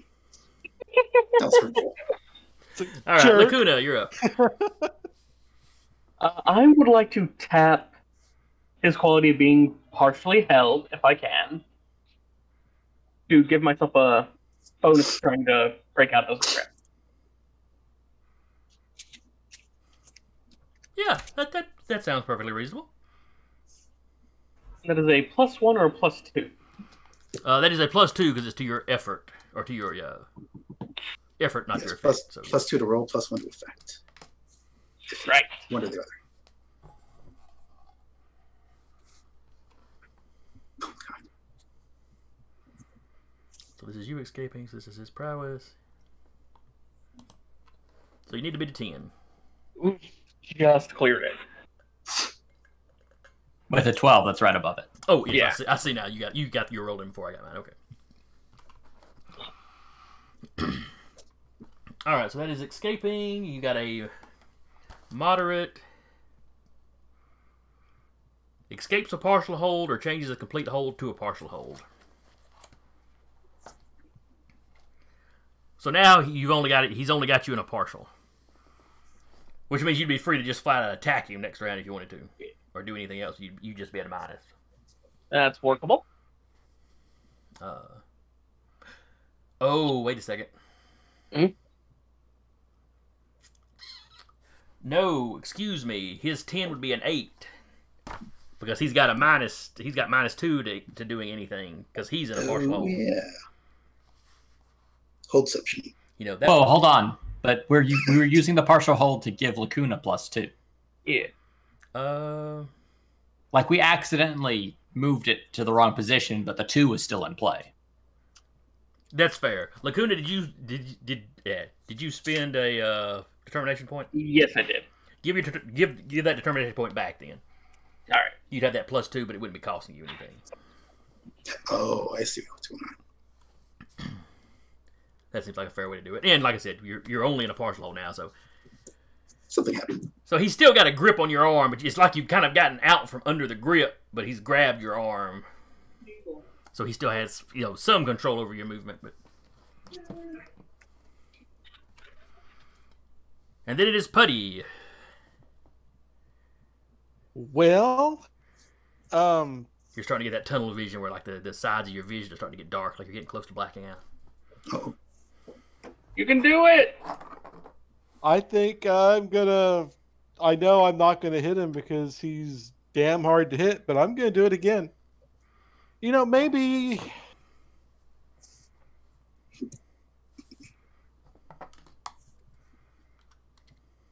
I actually don't think I've got an appropriate. Since this is a dream and I'm not sure what's going on.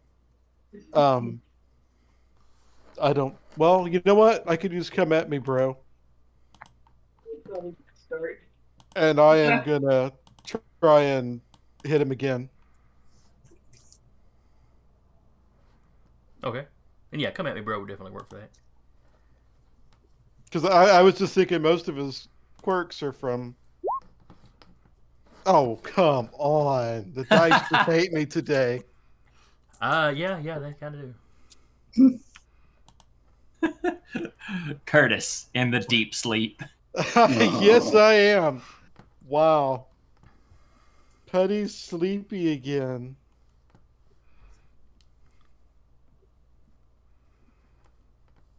That may have to become a quality.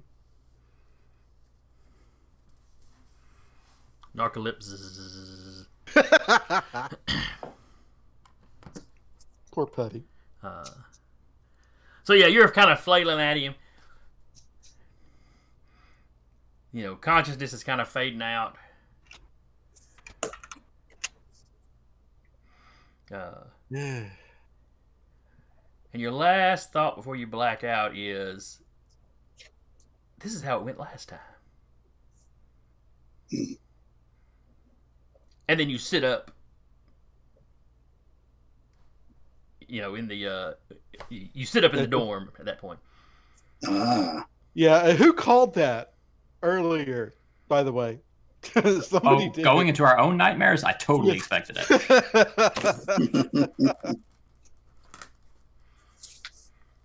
It does seem to be the dream adventure tradition. He wakes up, he's like, son of a bitch. Do you see all our I guess is everyone still around? Our watcher people. Putty, you smell smoke. Oh. You look around, Lucuna is gone. Oh. What? Oh. There's the door to the door to the dorm has looks like it's been kicked in. Oh dear. You hear the sound of combat basically in the hallways outside. As you start to stand up, you see Kayla run out of the shadow and grab Rigajig, we'll say, up under the arms and drags him towards the shadow. Oh, hey, Putty, good, you're awake. There's a fight in the hall. And, you know, the rest of her sense gets cut off as she steps into the darkness. I run into the hall and go to join in the fight.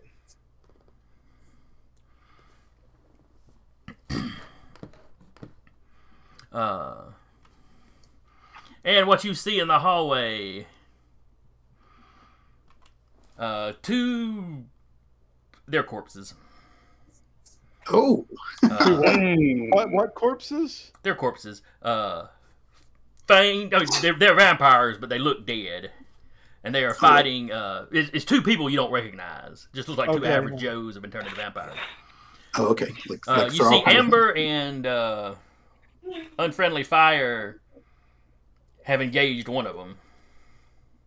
And Unfriendly Fire's fire tends to be fairly effective. Further down the hallway by the stairs, though, you see a figure in... do I still have that handout? In, like, white plate mail. With, like, a gold... It's like a golden... Almost like a whip made of light that it's fighting one of them with. Okay. Nope, that's not the...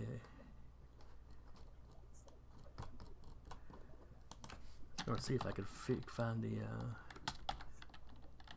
Well, I may have deleted that handout, so I may not have that handy anymore after all.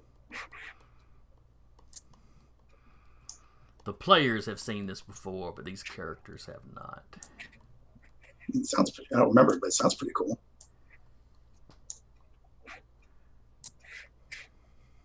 Is it gonna be the Oh, it's written as intruder in our pictures. Intruder? That doesn't sound familiar. It's the golden armor guys. No. Okay.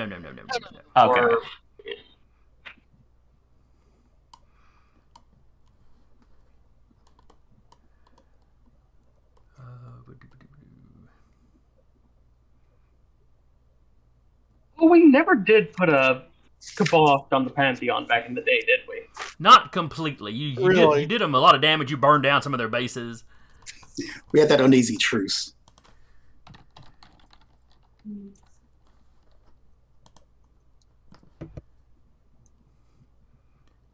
Okay. Oh, didn't we capture the Pantheon guy? In the end, or I can't remember. I'd have to look up the write-ups again. Come here, Susan. Uh-huh.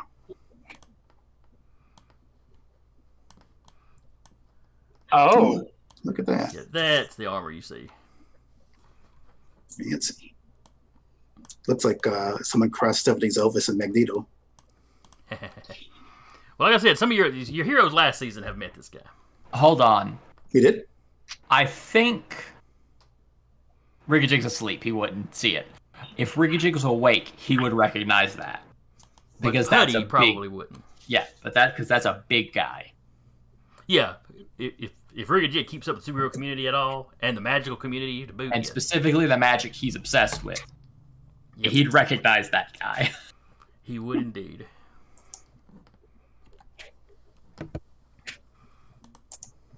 Except he has a light whip also. Right, he's wielding a light whip. Okay. It's not no one's revamped whip it. No one shoved her through the siege perilous. But anyway, back to the top of the order now. That's an interesting twist. Which is Rigajig. Alright, so we're just in a dream fight at this point, right? Yes, at this point. Alright, so Amber will come in. Go ahead, I'm just rolling initiative for the people on the outside. Understood. Alright, Amber is also on a 7. And yeah, I'm just gonna attempt to do a spin kick on the man. Okay. Make your attack. Which is gonna be embarrassingly not successful, but Kerchow. It's got an 8 on it. Alright, so that's an 8, and now Rictus's prowess.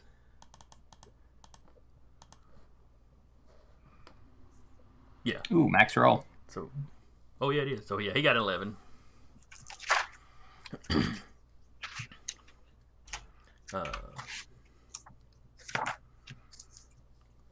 And the -2 does not affect his defenses. So yeah, so he gets to use his full 11. So yes, he's ducking and diving and out of the way. Then it is Rictus's turn. And I don't have stats for the armored guy on this computer. And the other computer is disassembled in the other room, so I'll just have to go with him by memory best I can. All right, but I do have stats for Rictus, so Rictus can go. He can't move away from Blessed Thorn.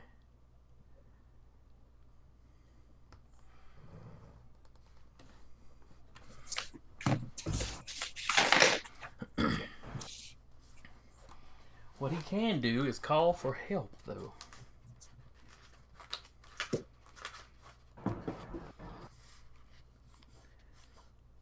Alright.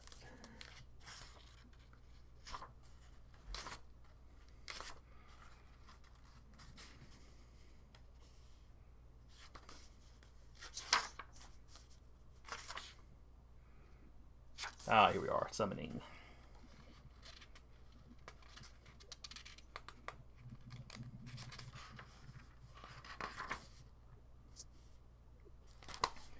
Alright, but he is at a -2 to try to pull this off.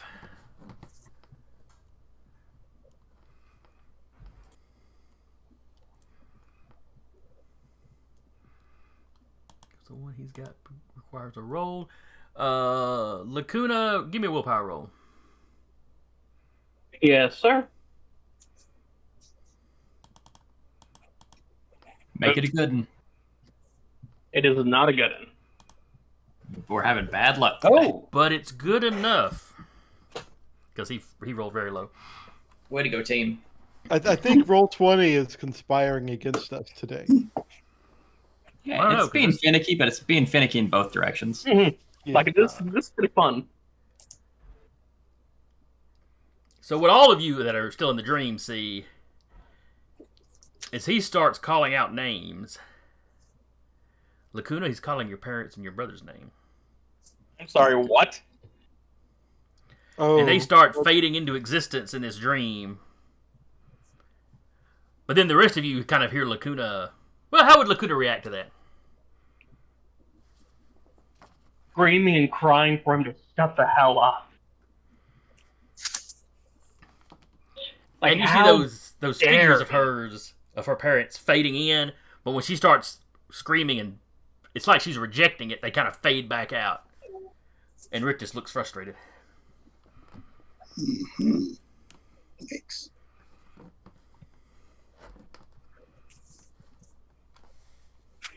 And then on the outside, it is Amber and Nicole's turn.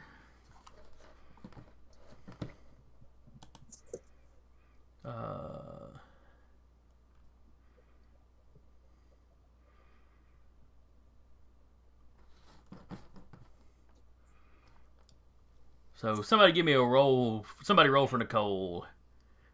Her coordination is a 4 +1 because she's good with her powers.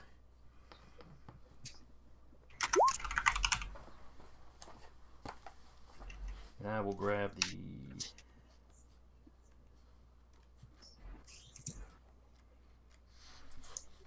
Ah, shoot. I bet it's in the beast tree, and I don't have that book opened up. So I guess the basic vampire stats will have to be basic people stats for the moment. Oh, okay. I could look that up. I think I've got that book here.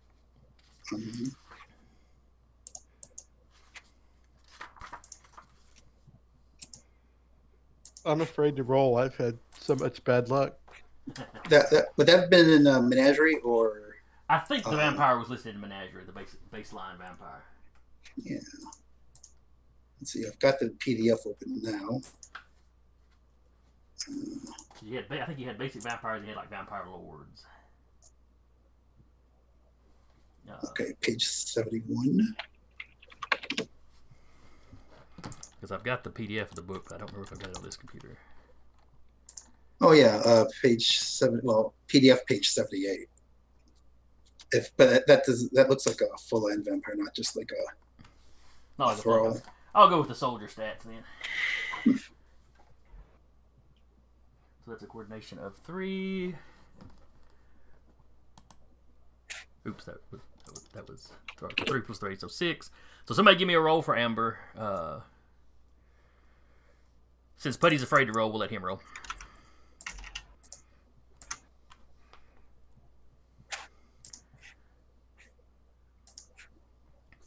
Boom. All right, so.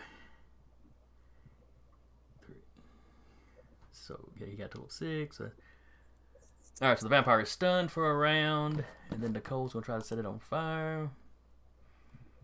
Well, Nicole stunned it, and oops. Well, Starlight stunned him with her ability, and then. Oh, that's Amber. Gotcha. So the vampire's not going to get to go. Oh, so Nicole's friendly fire and Amber's starting him. Right. Gotcha. Thanks.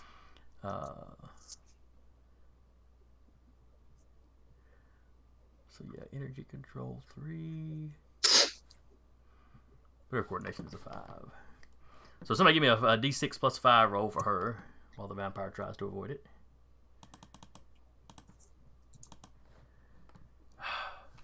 For which character? This is for friendly fire or unfriendly fire. She's debating. Oh, okay. It'll probably depend if she ends up going hero or villain. What's the roll from Lucuna for? Yeah, no, that was for me. I thought I had myself unmuted. Sorry. Oh, okay.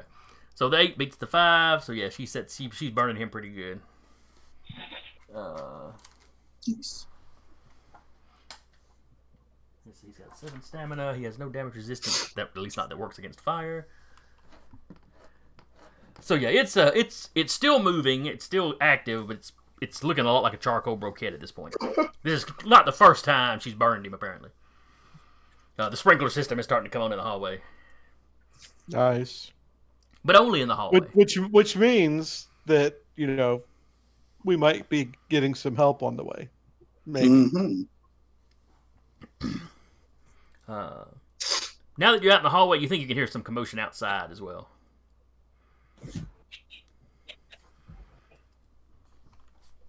And then it is... Well, that was all the 7s. So Blessed Thorn on a 6. We're back in the dream. All right. So I'm disgusted by what Rick just tried to do. Here's a question. Does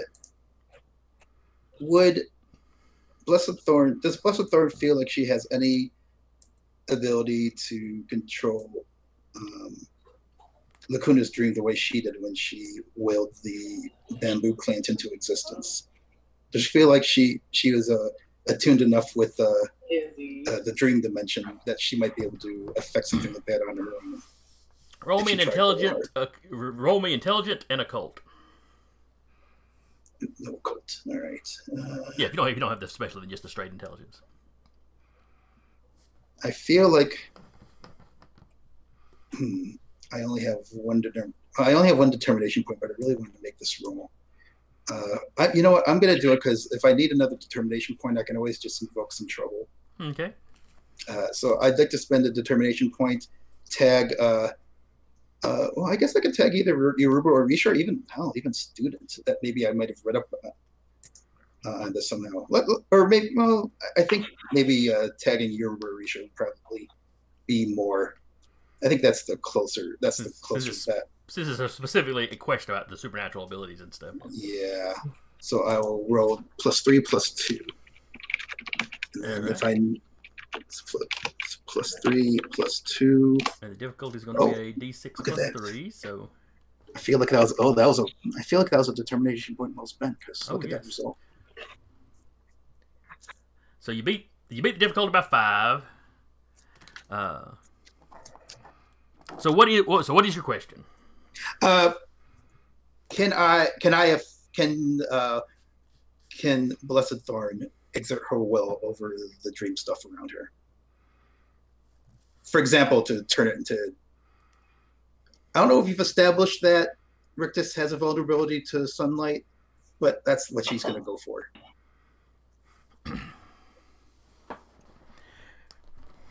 Or what she'd like to go for. All right. The way Blessed Thorn is pretty sure it works here is you're in Lucuna's dream. If she can harness that and believe in it well enough, she can alter anything about the dream. Oh, okay. Blessed Thorn, for instance, couldn't suddenly make the sun rise. But where there are plants in this room, you could alter the plants with your abilities like normal.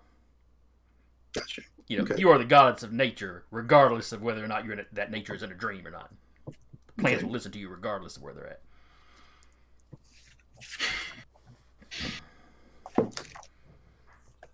So, altering the plants in the room, no problem. The kind of dark background that you can kind of see through the window. There's trees back there. You could alter those. You could have those do something. Okay. But turning night to day, no. Okay. Could I alter the plants so that maybe they grow into like that they grow into like basically I want to grow like massive like sharpened shoots, like basically turn them into like big stake hazards for that we could use against Rictus, like, or throw Rictus against it, stuff like that. That's basically what I'd like to how I'd like to reshape the environment using my plant control power. Yeah, that's a thing I can do. All right. Well, you got plant mimicry. Do you have plant control? I do have both. I took that as an extra. Okay. I couldn't remember for sure. Yeah, I think I did. The version of your character that I've got loaded into the assembler is like an old half-done one. So. Oh, okay. Yeah, I think. Yeah, I ditched one of my world powers to take plant control. Okay. If I remember correctly. And yes, that's absolutely something you could do with plant control. I wonder if vampires would be sensitive to bioluminescent plants. That's a fluky. It wouldn't surprise me if there's like if nothing else, there's probably bound to be like a plant in Rhino that would have that effect. Unfortunately, I don't think I would know about that. So, So I'm basically making a plant mimicry roll, or basically Plant plant control. power roll. All right. So I think I have to. Oh wait, do I have that? Yes, I do have that entered into my roll builder. Not a great result, but All right. So yeah, every plant around here that's got got limbs, they straighten out so they're more spike or some more stake-like. Any of them got thorns. The thorns grow up a little bigger. You cause the bamboo to kind of sharpen. could we call that a qual? Would it be safe to? Would it be possible to call that a quality, like, I don't know, vampire death trap for the room? Yes.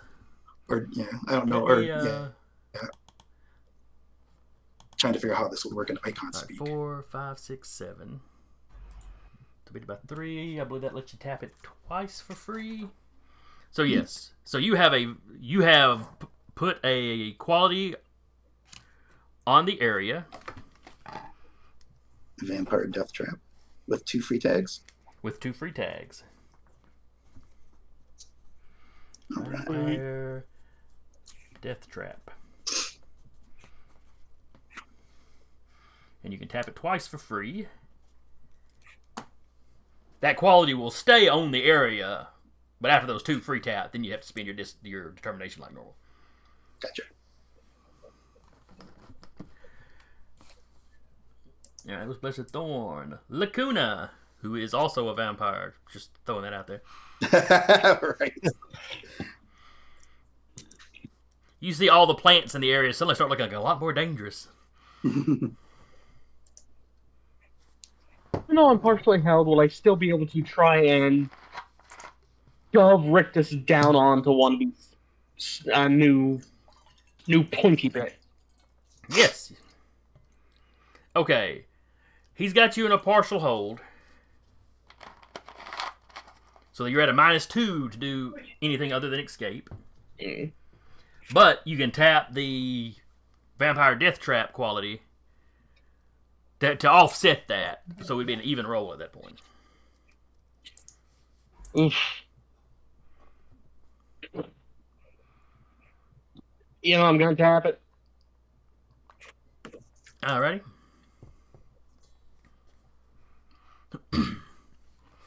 Gonna throw my shoulder into the guy's gut and try and knock him down. Alright. Might be easier than trying to hit Professor Petty. And that's an 11. Nice. Alright, you beat him by 3. That's a major.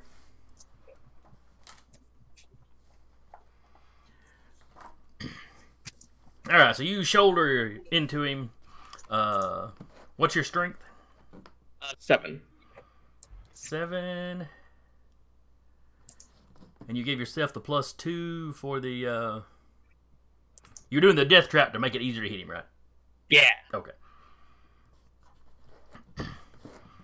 So yeah, you shoulder into him, and where normally he could just taken a step back, he's got to be careful as to where he's stepping because of all the spikes and spines and whatnot.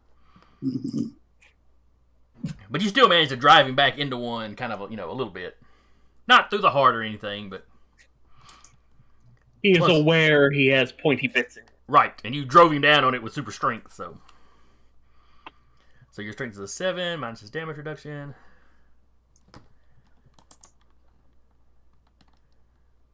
Let's see.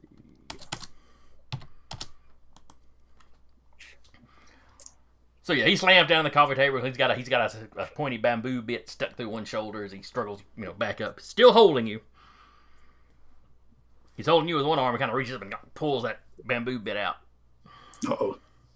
I just gave him a Lucuna killing weapon. Well, he's not going to kill you. You're his special project. Yeah. Well, I don't know. He might decide if I can't have her, nobody can. No. No. Just like a villain. Ungrateful wretch. I was going to make you and your family immortal. No. Get off. That's right, Rick. Just getting off. See, I don't know if I want. I don't know if I when I hear her say that, I don't know if I imagine a dog climbing on something or the baby climbing on something. The Oh, nugget yeah. is being very climby. Zach, Yes, sir. does Anna know that I'm basically playing Launch 2.0? Launch didn't spin. Yeah, nah. You're just bouncy. I'm just the robotic leaping one. That's keeping what I made out of a secret. All right, Putty out in the hallway. I am gonna charge the light guy. Oh, that's gonna be fun to watch. Okay, well the armored guy is fighting one of the vampires. Oh, never mind then. I'm sorry. Yeah, I the thought he girls was- were fighting one vampire. Then a little bit further down the hallway, where they look like they got theirs pretty well under control. You got this armored guy. It's like Imano with one. Okay, then I'll go for the other one. For the girl. If it looks like the girls have their vampire handled, then I'll go for the other one. All right. I'm assuming I'm close enough to attack. Oh yeah. You do a nice little running charge. Let's see. This is against the vampire. The spawn vampire, if you will. Use the old D&D term sort. That's what they're called.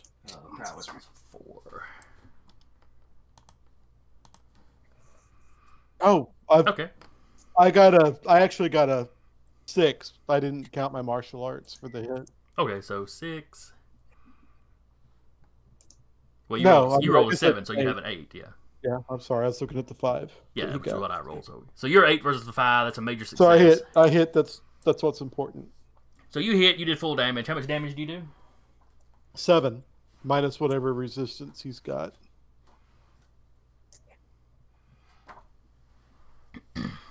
He doesn't seem to be too resistant to it, and he's already taken some damage from that whip thing. Though that damage wouldn't really be physical, so you wouldn't necessarily have to see that. But yeah, you just kind of plow into him, just full on football. You hit him, and you kind of half embed him into the wall. And you step back, and where he had hit the wall at kind of an angle, you think you may have broken its back across one of the support beams in the wall. And it just kind of hits the ground, and the top half is just kind of flopping. Ew. There's no intelligence in its eyes. You think this thing was probably essentially just a reanimated body. Definitely not like Rictus when you encountered him, and certainly not like Lucuna, who just seems like a pale, normal person. Right.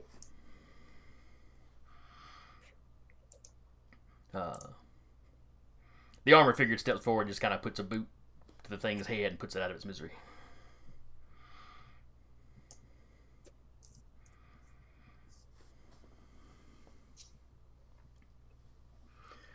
Back up with Rigajig. Back in the dream. Rigajig will call out, the same thing happened to Putty that happened to me, and then go for go to attempt. Is there a way to attempt to break the grab, like break his hand completely off of Lucuna? Yeah,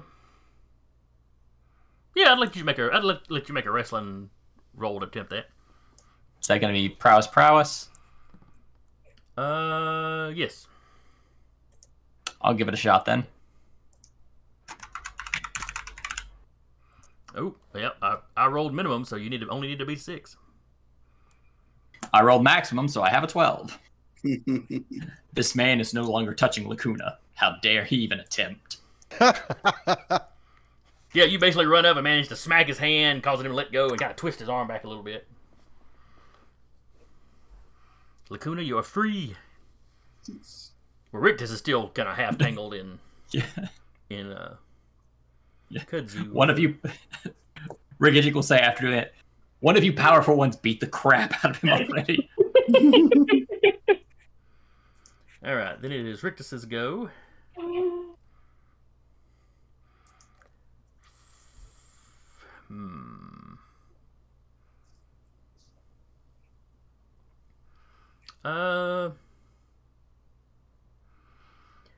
He turns around to where Blessed Thorn has got him in that partial hold. He dives like further into her grip, kind of, and just takes a. Does he have claws? No, he doesn't have claws. So he takes he just tries to punch you with his full strength. So prowess versus prowess. Need to beat a 7.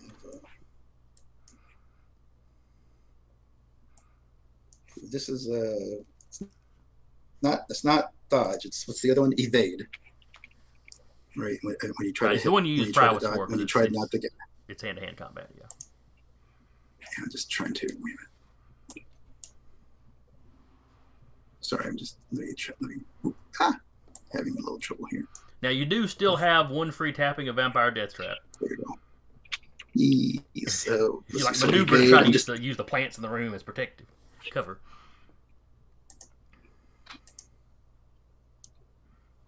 Yeah.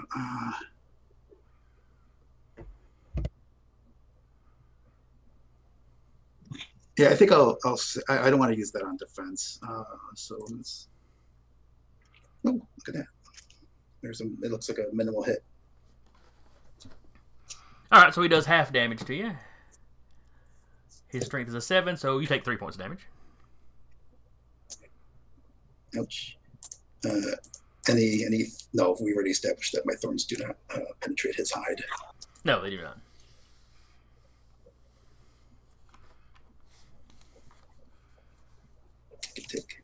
He's somebody that could safely hug you, and here you are getting off to the wrong foot. Right. Looking at gift horse in the mouth. I mean, sure, there were already some religious differences, but you know. And then Ember and Nicole managed to people have worked with those before. Finish off that other vampire in the hallway.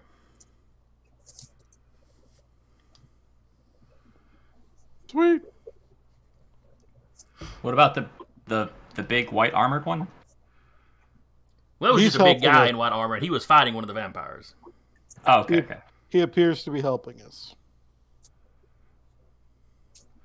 Back in the dream, Blessed Thorn. Oh, it's me already. Yes. Oh, that's right. Yeah, because that last roll was a reaction.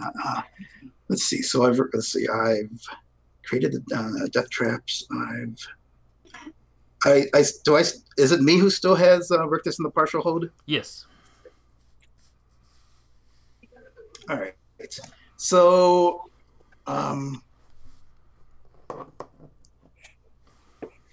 maybe I wonder if I could try to either use my telekinesis to either shove Rictus onto a thorn, or even, or just have couldn't I just have the plant attack Rictus with plant growth? Is that a thing? With plant control, yes, you can do that. Yeah, that's what I'll do. I'm gonna just use the plants to attack, because right. yeah, that'll be stronger than me. Do you have stats for plants, Andy? Yeah, they're about as strong as a fast helicopter. Let me open up that menagerie book again. Yeah, animated plants may have actually been in that thing.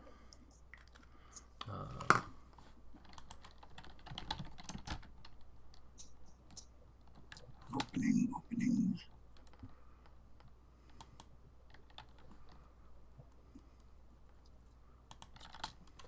Should have rebooted my computer. Let me see if I can pull it up. Let's see, icons, RPG stuff, file, art icons. Oh, I do have the menagerie on this computer. Excellent.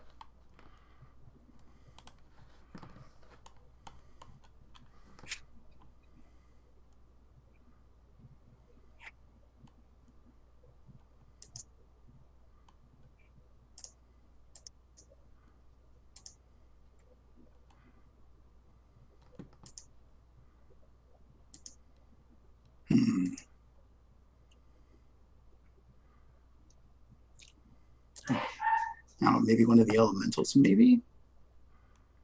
Well, if nothing else, I'll just grab a critter about the appropriate size. Are you having one of the house plants attack you, or like one of the trees outside step in, or? I feel like if I could pull off having a tree attack, I like the idea of a tree bird getting into this fight.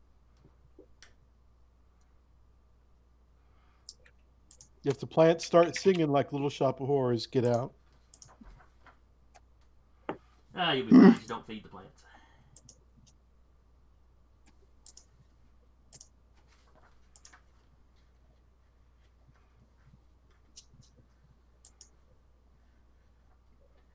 All right, I have stats that we will use for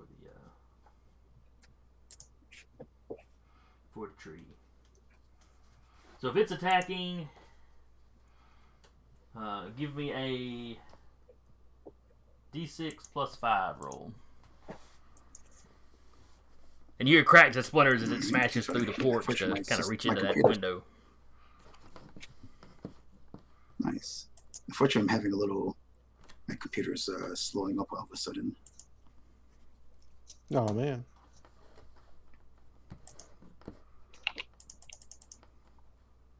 Yeah, I think your Zoom feed may have frozen up. Oh, man. Someone else might take that role for me. Sorry about this. Oh, wait. Okay. Okay. Yeah, it's registering you as typing now, so. Plus 5. And you said it was D6 plus 5, is that correct? Correct. You need to beat a 7. Yeah, you tied. Oh, look at that. Unfortunately, a tie only does half damage. So the half damage is not enough to get through his damage reduction. Very. Okay. Well, hopefully I'll do better next round. That was a crappy roll. I trust I'll do better once I get used to this whole dream animation thing. And Zoom dropped you, so I'm re-inviting. Oh, great.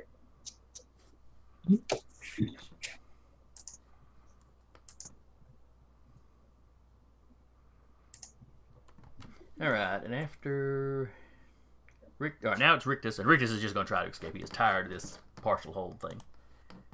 He tried just ignoring it, but that's not working.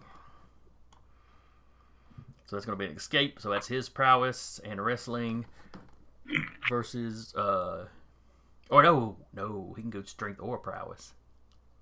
So it's going to be his strength plus his wrestling, opposed by your strength.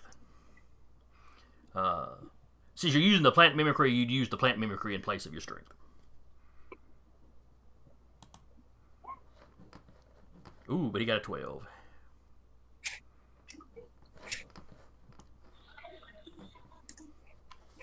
So, am I the one willing to resist that? Or? Yes, because he's trying to escape you. But where normally you'd be using your strength, you'll be using your plant mimicry as the stat for this.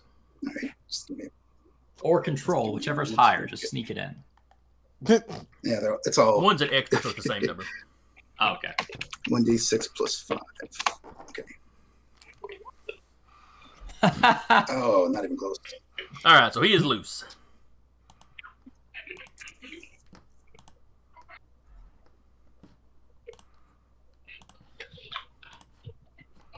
That's not right.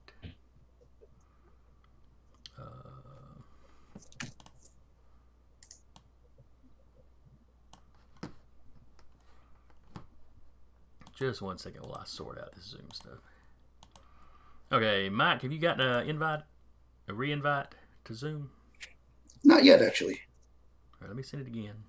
Make sure it goes through this time.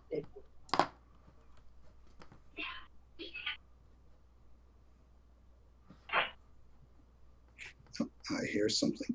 It's coming up, and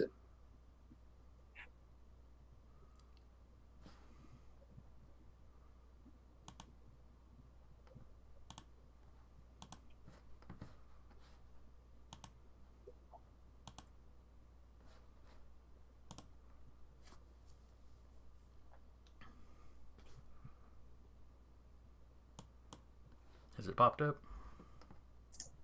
I haven't seen it yet. My computer's really really slowing down right now. Yep, some sessions they go so smooth, and then some sessions there's always going to be something. I mean, Darn the internets. Usually it's Curtis or Zach, but this time. It's my turn. Yeah, I finally figured out that my computer, the audio jack seems to be messed up, and my computer really doesn't like audio with Discord for some reason, unless I'm plugged in with a mic.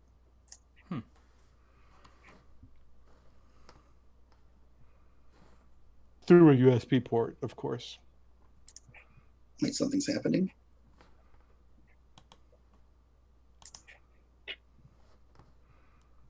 Starting to connect.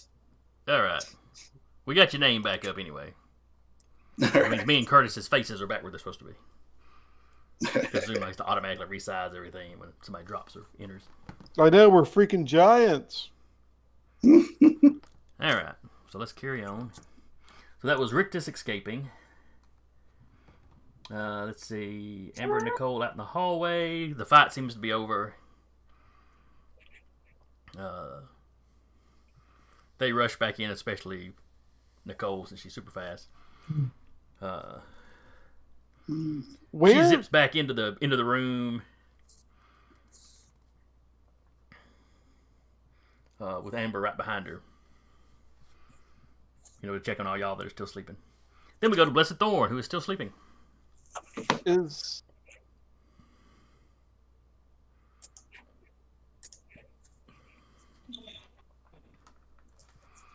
right, Thorn. Rictus has just gotten out of your hold. All right. So I think I want to. What do I want to do? Let's see, I just. And let's see, I just got broke. Just got the hole broken out of. And I think I want to. Oh. Yeah, I think I'm just gonna have the tree attack again. Okay. Yeah, because I think a better roll might. I'd like to see what this tree can do with a solid hit. 1d6 plus 5. Mm-hmm. Oh, that's not good. Oh. Okay. That's not right. I did a minus instead. Hang on. I clearly d6 plus 5. Silly computer wanting you to type things incorrectly. Yeah. And it looks like I generated the same rolls last time. And he rolled max, so. Oh boy, that tree's not. Yeah. Oh, but yeah, well. that tree keeps reaching in and it's tearing up parts of the house. You know, good thing it's not a real house. And that limb is just swatting at him. And he's kind of dipping and ducking and diving and dodging. He's a stealthy vampire. He can be very stealthy when he wants to be. And y'all keep beating on him, he's going to want to be pretty soon. Then it is Lucuna, who is also free. I am just as tired of this fight as I think Rictus is, so I'm going to make the sun come up. Alrighty. Give me a willpower roll. And I'm going to tap don't want to become the thing that killed my family to give myself a little extra oomph for this dream manipulation. Okay. Let's see, his willpower. Oh, that is shameful. Oh, that is awful. So he didn't roll great either, but he beat you by 1. Oh, man.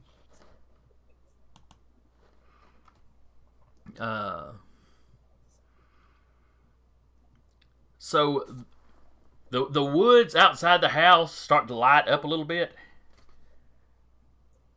I went there twice. I don't know. Hang on. Okay, I got it. Okay. Just trying to hog up the guy. Probably because I sent multiple invites. I don't know. Oh, okay. That's you. What was I saying? Oh, yes. So the woods are starting to light up like the sun's getting ready to rise, but it doesn't actually creep over the corner. And you hear Rictus going, no. It was night when this happened. You know that. You know there was no sun. One thing about dreams, Rictus.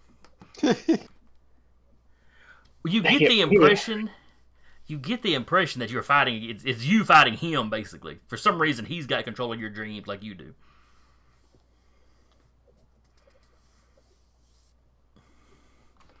Though you'll have to wait and see who really has control. But the light doesn't dim back outside. It's just that the sun doesn't completely rise. All right, then it's Putty out in the hallway. Now, when I woke up, Lucuna was missing. Is that because they had hid her in the shadows? You don't know. You just noticed she was gone. Then Okay. Kayla came running out of the shadows. Running out of the shadows in one corner. Okay, Grabbed well, Ricky Jig under the shoulder and started dragging him. Yeah, I'll look at the girls and shout at them. Where's Lucuna? As soon as we heard the commotion, Kayla grabbed her. She was supposed to clear everybody out and take them somewhere safe. She wouldn't tell us where because she said vampires can mesmerize people. Taylor? What's up? No, I thought. Which character is Taylor? Kayla. I said Kayla. Kayla, sorry. Pretty sure I said Kayla. Which is I didn't not think- Phlox. I heard Taylor. But, Okay. so, and I'll look at Kayla. Is she safe? If you run back into the room, yeah, you see Kayla has come back in again. Well, when you walk into the room, Kayla's got one of her fingers up to her mouth, like she's sucking on it, and a shadowy creature is dragging Blessed Thorn over into the corners. I forgot I couldn't touch her. Oh. So they're safe? Yes, I have them stashed somewhere safe. So I'm gonna go stay with them. Y'all text me when everything's clear. I'm not gonna tell you why, because vampires can mind control people. So if y'all knew, you could tell them where they were. That's good thinking. if we can trust her. Oh. What a twist. And I look at the light guy. It's like, who are you?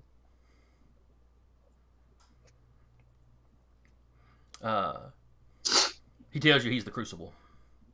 Ah. Good job. And there's commotion outside. We should probably go check that.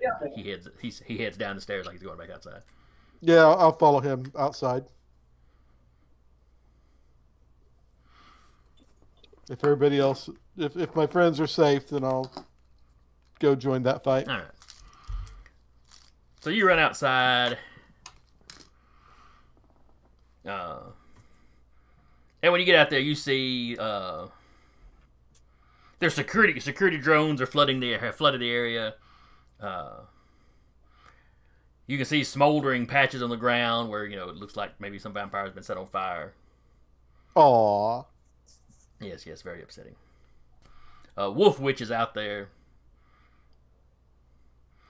Her and another fellow with some archaic-looking weapons on him are actually marching towards y'all's dorm, as y'all come spilling out. When she sees the armor figure, Wolf Witch does just an absolute double take. And the guy with the archaic weapons is kind of like, he's got this kind of woe look on his face. Hey, Professor Wolfwitch, we're fighting vampires, and I am so high. I am so high right now. You actually woke up feeling very rested and clear-headed. I want to point that out. It's not actually a psychotropic drug. Hey, Professor, I'm so high right now. I'm seeing vampires. I got armored guys running around.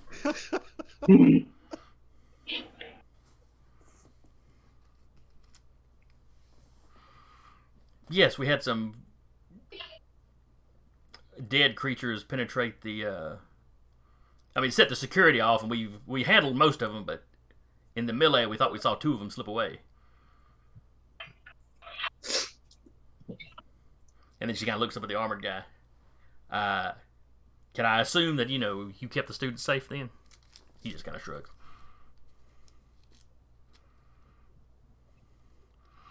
And tells her, and he gestures kind of, at Putty and then back towards, we've destroyed 2 of the creatures.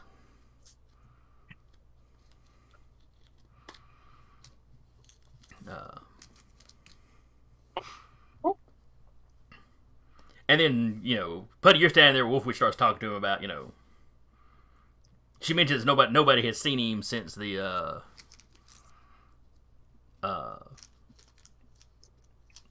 since him and the reliquary fought in Savannah.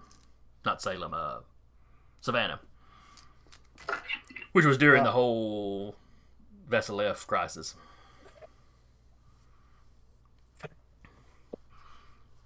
But he's real non-committal about anything. It kind of gets her back on focus about the vampires. She tells her she's got an expert, and she gestures back at the fellow behind her.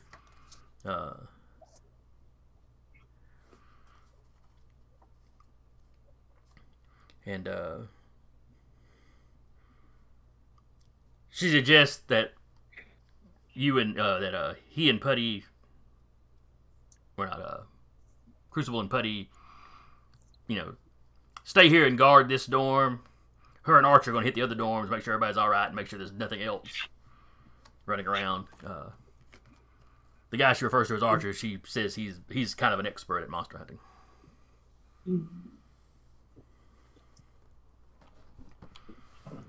But the emergency outside the dream seems to be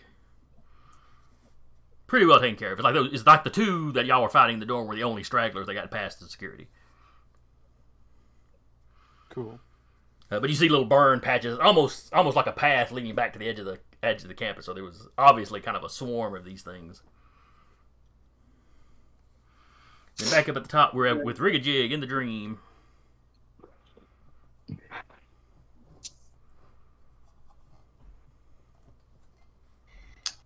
So,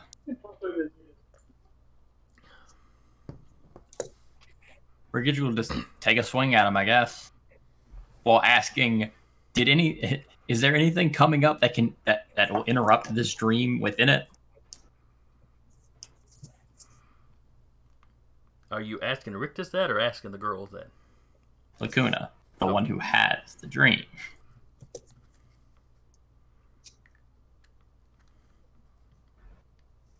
I'm gonna try and bring up the sun, but that's about it. Like, do you have any ideas? Well, I mean, like, somebody foiled this plan of his, right? Oh. Yeah, right. Something about. Yeah, I'm gonna bring up. Yeah, he said there was a hunter that interrupted. He's actually told you the hunter's name before. Right. I'll let you pronounce the name because I'm not sure how to pronounce that last name. There's my first. There's my first terrible swing at Rictus. And a pretty terrible dodge, but he still manages to get out of the way. Where are you going? And then, as I do a fast attack, I will say again, then maybe focus on him showing up to ruin it, since that's what happened. Maybe you'll have a better shot. Oh, wait. Now, your fast attack isn't 2 separate attacks on him. Oh, right. It's supposed to be, Wait, would that put a +2? It's like you're aiding yourself, so yeah, that 6 would be an 8, so you'd have connected with him. I did hit then, yeah. How much And then that's damage going to be a 6 damage. Alright, 6 minus that. You crack him across the jaw good. You see, unlike most vampires, this guy's like all of his teeth are fangs. And like all the front ones kind of stick out over his lip like he's got an overbite. But yeah, the middle reinforced bit of your gauntlet cracks a couple of those teeth and they go flying. Nice. Nice.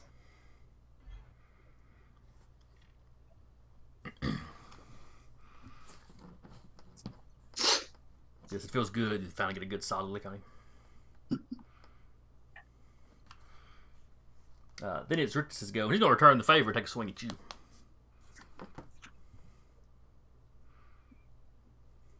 I hopefully have enough stamina to take one hit. Ooh, he rolled a 10, so you need a big 10. I do not. All right. He's got a 7 strength, so 7 points of damage. That hurt. I'm still standing. While he starts screaming at you that he will, he will not be his plans will not be foiled by a child.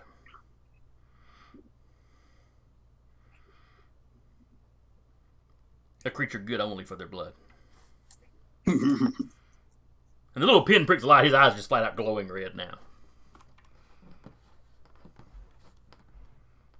Yeah, but if it takes you going all out to beat a child, are you that much better? Well, you don't literally see steam come out of his ears at that, but he's definitely getting angry. Blessed Thorn. I think that at that she will retort, "How about a goddess?" And this time she'll try to command the tree to attack. Once again, this time remembering to invoke the second free tap of Vampire Death Trap. All right, so that is, well, it's not gone, but the free ones are gone. The free ones are gone. +5 +2. See if I can get a hit this time. Oh man, I'm still. That's like my third one in a row. Or I've rolled 2 1s and a 2, or two 2s and a 1. Ah, but he rolled a 1, so you still beat him by a Dealing. solid 2. Okay. And this does 6 points of damage. Oh, that's nice. Well, it's the tree just putting its weight into it at that point. Mm-hmm. So 6 minus that. He's not looking too good.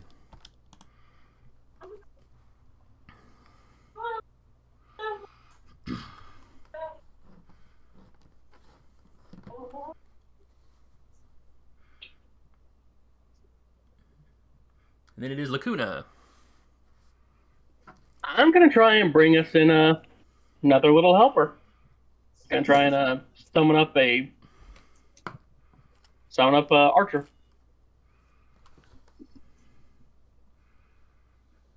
So it'll be a willpower to open the tree. That's a 9. Oof. Oh boy. Maybe I should have just punched him. It's just a fickle dice roller.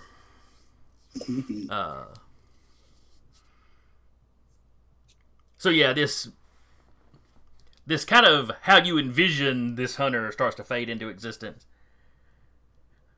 And Rick just kind of snorts. You never saw the hunter. You don't know, you know nothing of him other than the name I gave you.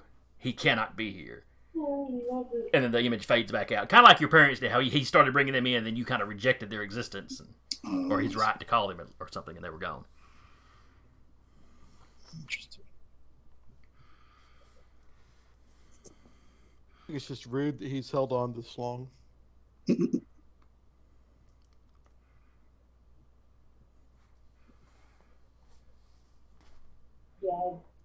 Putty, you and the Crucible make sure everybody, of course, with the fighting, most everybody in the dorm was awake, but y'all make sure everybody's awake and accounted for.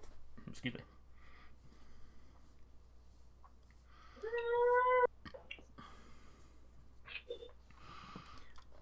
You essentially get everybody in the dorm up and keeping watch. Buddy system, nobody's alone, that kind of thing.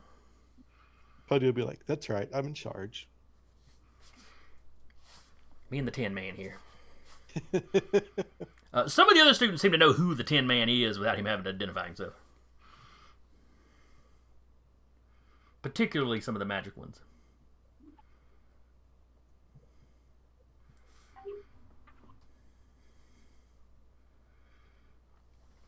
A lot of the magic ones keep coming by and asking him questions and this, that, and the other. Amber is really the only magic one that doesn't seem to be asking him anything. Then we're up to Rigajig.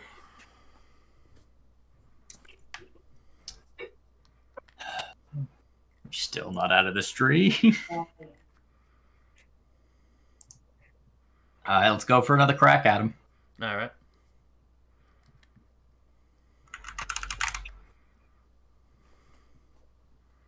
Oof, that's a weak... Wait, well, hold on. That should be a 9. The modifier accidentally only did +1. Okay, so that's a 9. We'll count that as a 9. Alright, so you do half damage to him because he also rolled a 9. Oof, that's only 3 damage. Alright, that doesn't get through his resistance. Yeah. That's a body shot. He kind of takes that. Now he is going to try... He is going to try maneuver.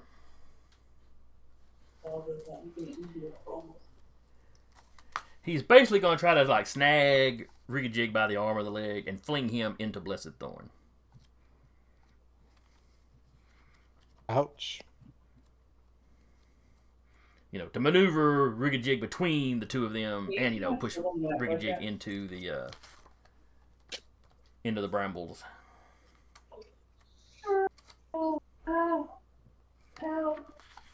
Let's see. Jumping, running, swimming, standing. Blocking, attacking, escaping, grabbing, maneuvering.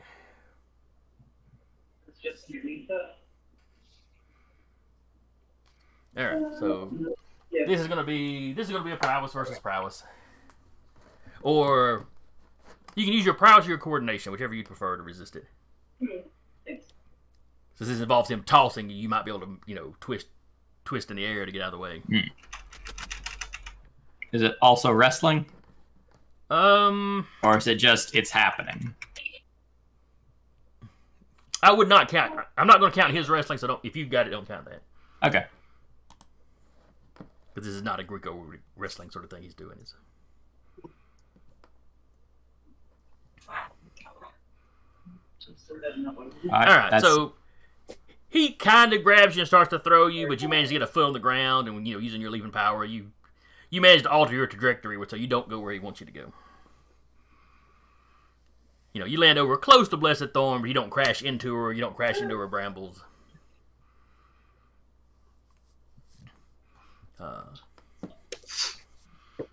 But he starts looking around at some of the other windows in the room, like he might be thinking about how to make his escape. And in fact, he moves towards the window that you busted out when you were re-entering this part of the dream. Then it's Lucuna. So, go ahead. Yeah, I want to see if I could. I'm just looking up the troubles to see if. Oh, excuse me. That was Rictus's go. It's actually Blessed Thorn next. My bad. Oh, right.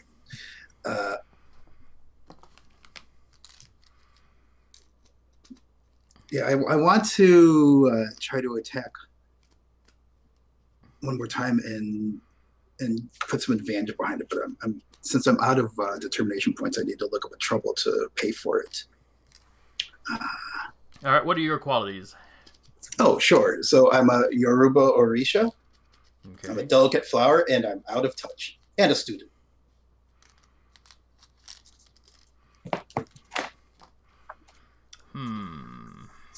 Out of touch, delicate flower.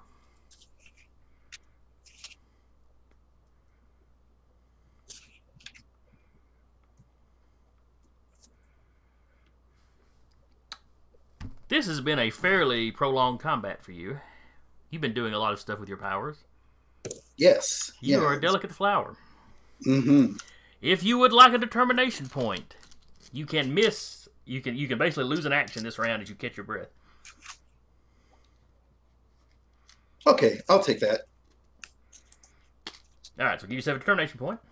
Mm-hmm. And that you take just a few seconds to catch your breath, and then it's Lucuna's go.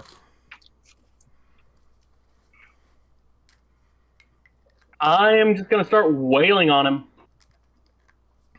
All right, enough of this fancy dream crap. Cracks him up, he just dives at him. Hat goes flying off. It's like Ralphie in Christmas Story. Oh, there we go.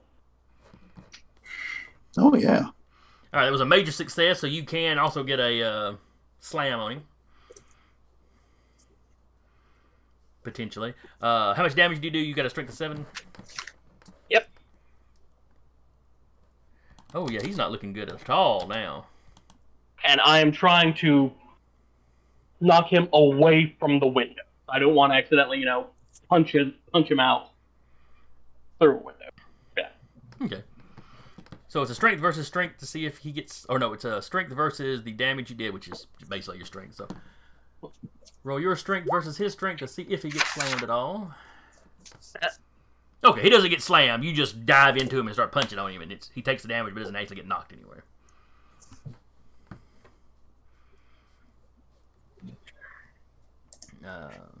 Nothing's going on outside the dream, so we'll just jump back up to Rig-a-Jig.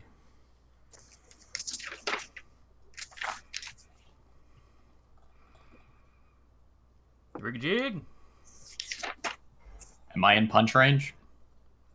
Yeah. This is everything in this room is close enough that you can easily just take a couple running steps, and take a swing. It's time to punch again.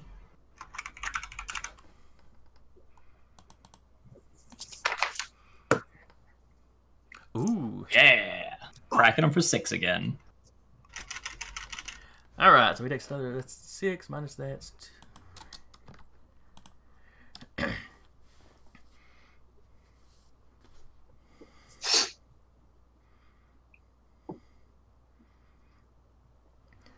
So yeah, he seems to just give out under your blows. He drops to the ground. Mm. He's kind of weakly trying to crawl away. Oh, do I get a free curb stomp? Those last couple of licks have really seemed to have done him in.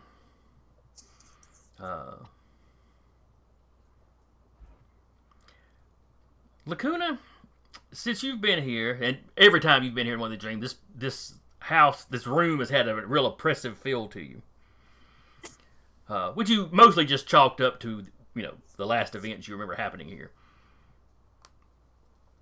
Some of that seems to lighten. I mean, not a whole lot. Nasty stuff still happening here in your memories. But with him laying on the ground in front of you like this, there's a certain...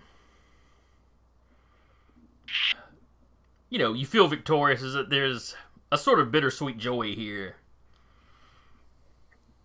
It's that sense you get when you kind of get revenge on somebody that, they deserved it. It's not necessarily the healthiest feeling, but, But it's that feeling that, this guy is not in control of anything anymore.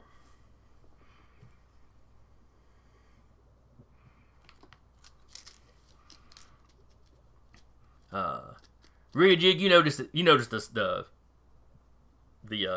light in the woods is getting a little bit brighter now. As the old song goes, here comes the sun. Do do do do do.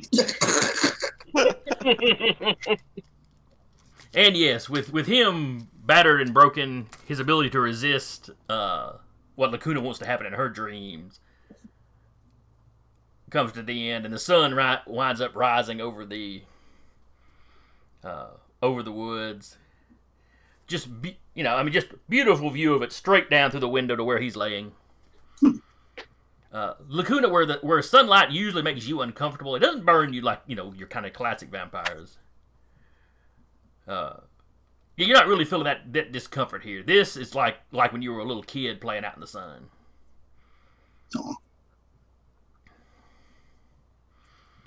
Rictus, on the other hand, bursts into flames. Nice. You all have to kind of vacate the house as the flames kind of spread to him and start burning down the building, almost like what actually happened. Though of course Lucuna didn't see that as she was, half dead in the basement. Yeah. But y'all go out the other window that he had busted it through that the tree was working on, and y'all basically stand out in the sunrise as this house burns down.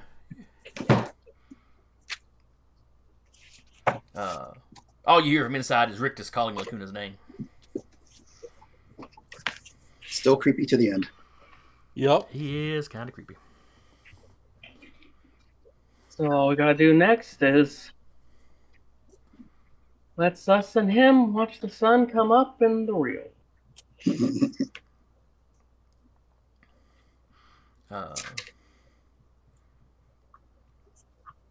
And your awareness slowly fades. And then you wake up. You're in a really dark room, and you were laying on the couch, but now you're clearly laying on some kind of hard floor. Hell. And all of you kind of have this experience. You all wake up on like a hard, I don't know, cement floor, tile floor. It's, something hard. There's like no light at all. You're not under covers anymore or anything.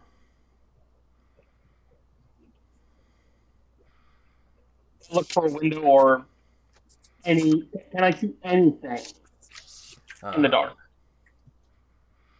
So you sit up and you bang your head on something. And whatever you bang your head on, you hear it shift around. And you realize it sounds just like when you're in class and the kids are shifting around in the desks. Did you stick us in a classroom? And then you hear Kayla's voice, "Oh, sorry, let me get the lights for you." And when the light clicks on, you're in your tactics classroom, which is part of the underground gymnasium.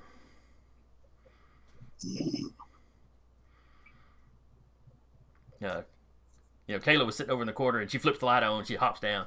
"Are all y'all awake?" "Oh, good." Cut the light back off. Get us back in the action. There was a fight. Where's Putty? Is he okay? Yeah, he woke up early and went to fight the vampires in the hall. It's okay. What? Oh, no. right. There were vampires in the hall. That's why I drug y'all here. Cut the light off. Get us back in there. What's the magic word? Please. Okay. Flip the light off. There's no rush. Everything's taken care of, but okay. Everybody grab hands as she drags y'all through a shadow. Oh, then I apologize for being in a rush. It's just we woke up in the place where there's a fight happening if you wake up here. Now, you step back out into the girls' dorm. Y'all go downstairs. All the girls are kind of on watch. Putty's there. There's this big armored guy.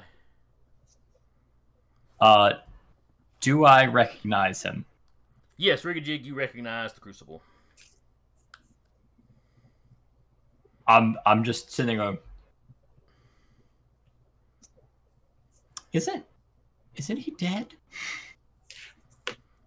Nobody has seen him since that fight in Savannah. Until now. Some people were suspecting he was dead, but clearly he's still around.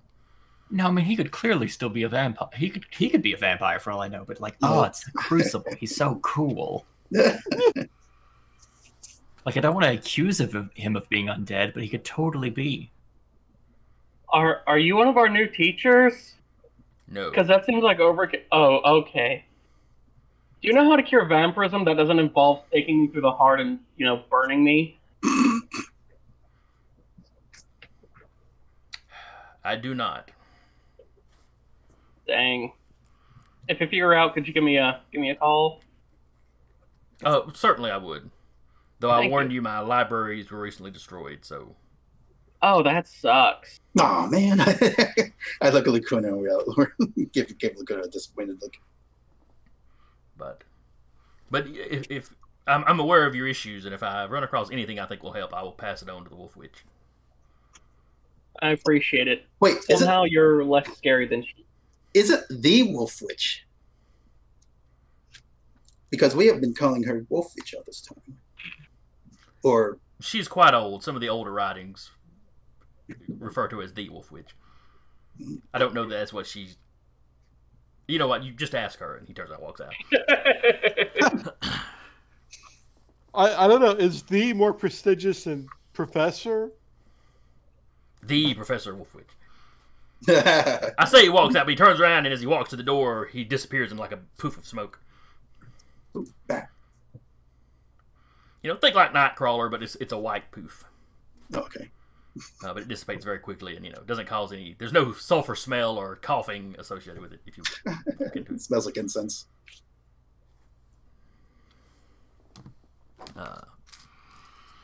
But yes, what you find out, and like I said, you've got the security drones are just flooding the area.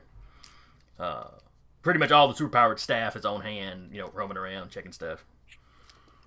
But yes, what you had was about a dozen, like, freshly made vampires just came running onto the property.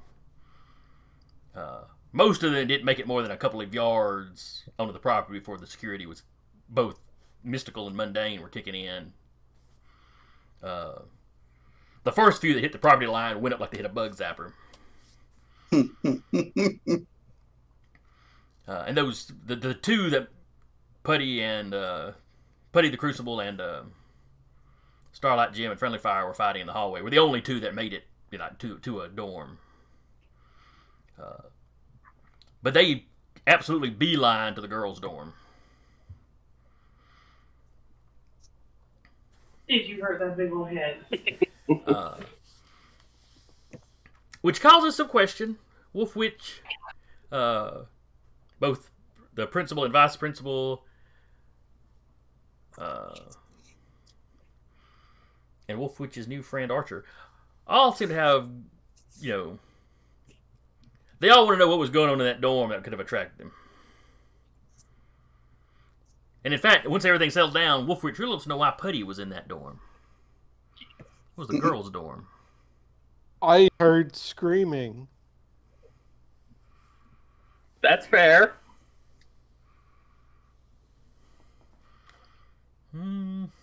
By the way, do you like Snickerdoodle? Because I've got such a craving for snacks right now. So what do you, when they're kind of questioning you, how much do you tell them and how much do you keep to yourselves? Putty doesn't try and give anything away. I don't know if they asked the others. Well, when Wolf Witch comes back to the dorm, y'all are all there. But, everybody on the property is awake at this point, so the fact that Riggajig has wandered in, wouldn't surprise anybody.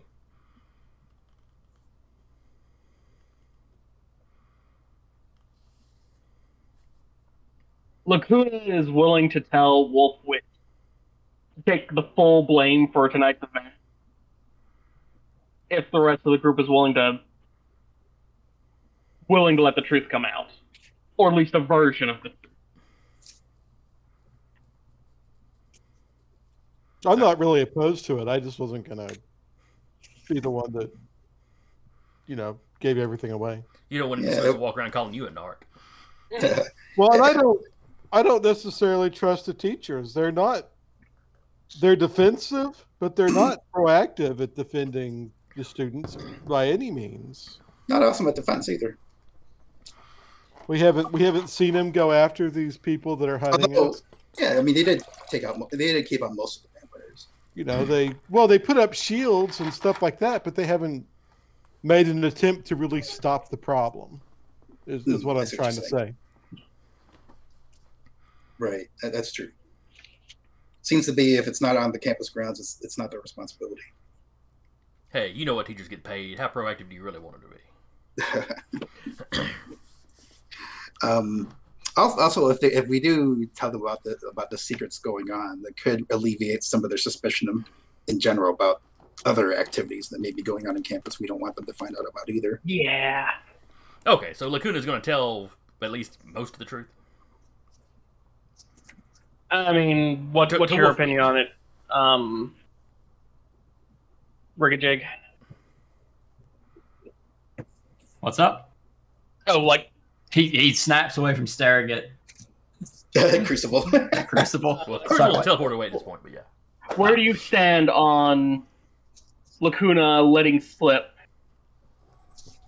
at least a version of the truth? Just saying it was all my idea of diving into my dream to, help train me to keep other people out.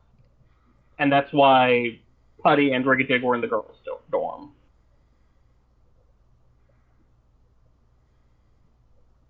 I mean, you're safe, and it sort of worked, so I'm perfectly fine with whatever punishment comes my way. Alright. So yeah, when Wolf Witch starts interrogating, I tell her that they were there because I wanted their help trying to keep people out of my dreams. All right. So as you talk to Wolf Witch, she nods her head. And when you're finished, she's like,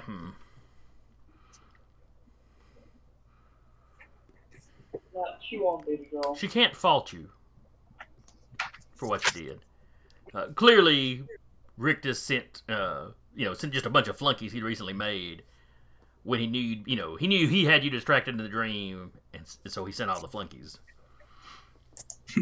Try to physically grab you while he was grabbing you mentally. She's not sure what the rest of the staff would make of the dream fruit thing.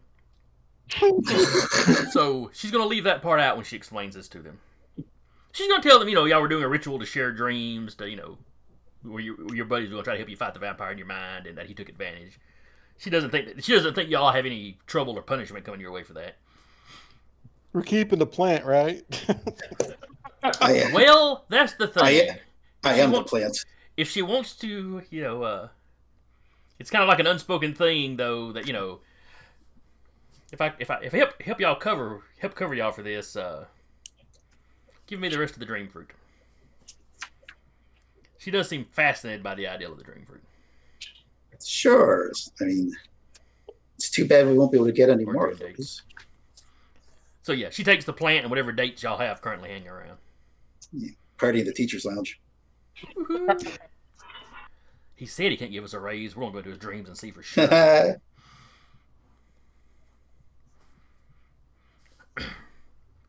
And then they just all stand around shell shocked the next day. What happened? Nothing. It's a very dark place in his head. I'm just not. We'll never speak of this again. I have a nightmare about stepping on that landmine every time I close my eyes now. But so yeah, she relays, pretty truthful. She leaves out the idea that y'all were, growing special plants to take to help you get into dreams. She just tells them, they did a ritual to, get into dreams, had the help of a couple of the other mystic students. She is once again upping the defenses. The third time this year. She's like, yeah, this time it won't be just the first handful that, baked like a potato when they hit the board. It's going to be all of them. Interestingly, a tale comes out, there's a news report from out of the city of a man stumbling out of an apartment building on fire in the middle of the night. He stumbled over to the edge of the street and then literally tore a fire hydrant out of the ground and stood there in the water.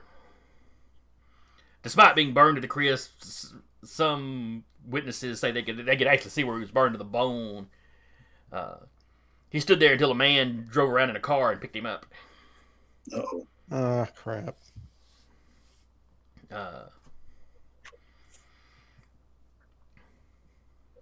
Wolf Witch and her new buddy Archer Lucuna bring this to your attention.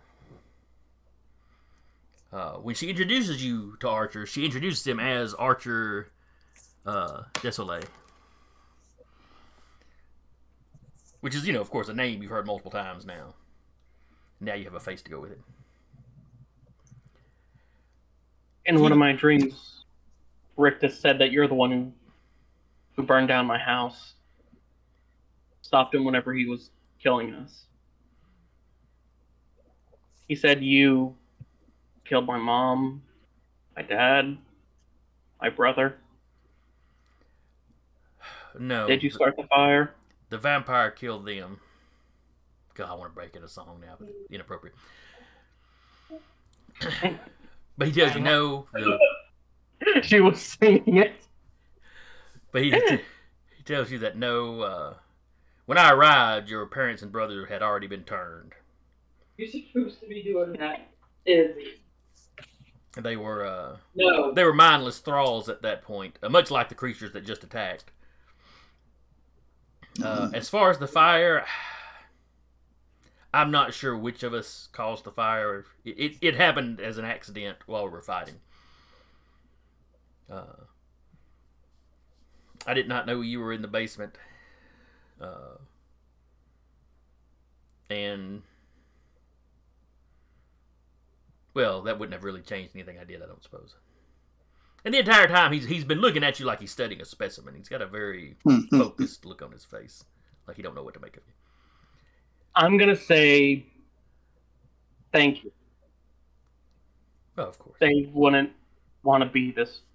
I wouldn't want them to be the way I am. I wouldn't want them to be the things Rictus wanted to turn us into.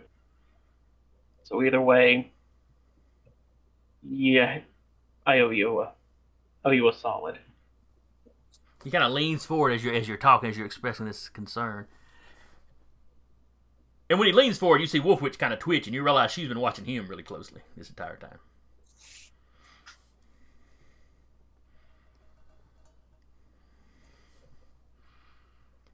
The witch told me that she thought you had your soul.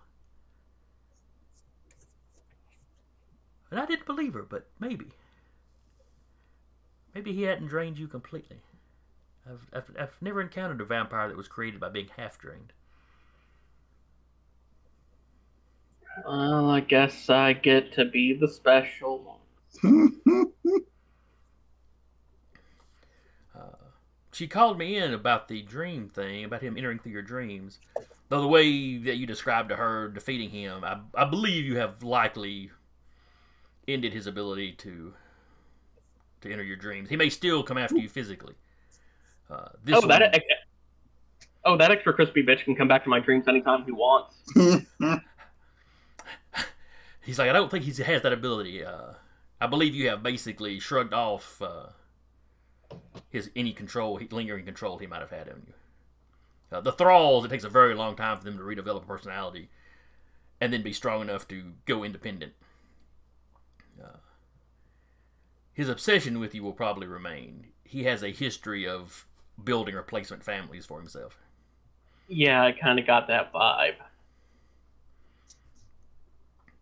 He could use some therapy. A lot of therapy. Putty is not in this conversation, but Archer would totally be nodding along with that. What he needs is some good old, steak therapy. He should read the self-help book. So you're a vampire. So you're a vampire. Go greet the sun. It's more of a pamphlet than a book.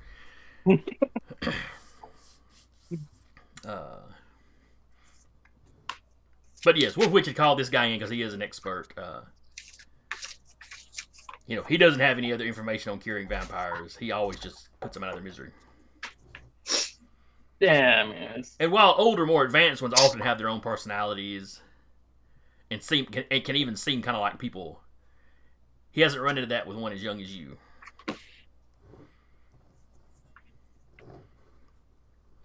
And the fact that the sun only mildly discomforts you, But he doesn't know what, long term, he doesn't know what effect that's going to have. If you'll always be like this, or you'll become more vampiric as you age, or, he reiterates what you had just said earlier, that yes, you get to be the special one. But fear not, if you ever fall into what your creator is, he will be there to put you down. Thanks. That's charming. I mean, yeah, I appreciate it, and I'd want you to do it, but that's still a weird thing to say. He just kind of shrugs. Nobody makes it in my profession without coming out a little weird. Yeah, I can see that. I mean, have you met half the teachers who work here?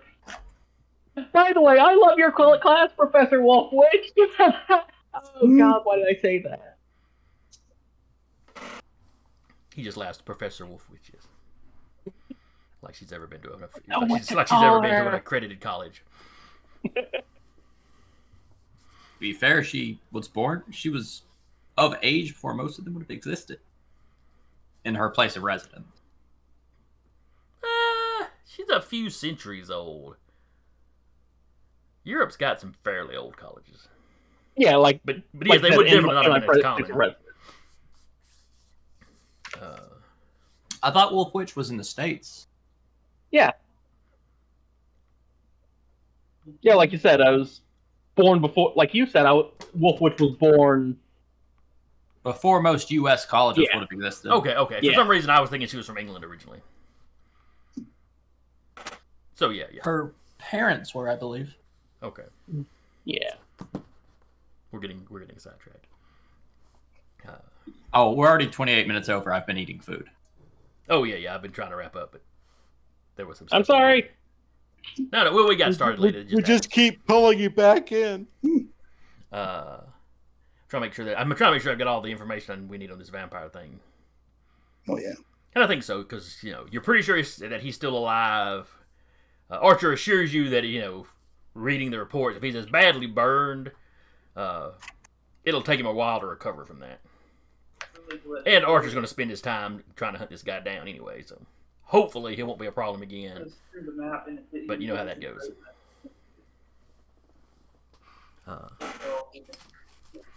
Of course, the school is talking about the vampire attack all the next day. Most of the students seem to be kind of reassured that the school's defenses took most of them out before they got to any students. And there's some talk about, was the Crucible like, is he part of school security that we just didn't know about? Yeah, because he got there pretty quick.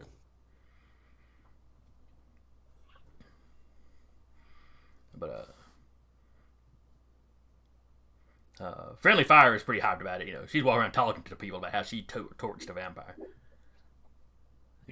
And then she'll correct her. Oh well, me and Amber, she was stunning him where he couldn't do much, and then I was just fricasseeing him.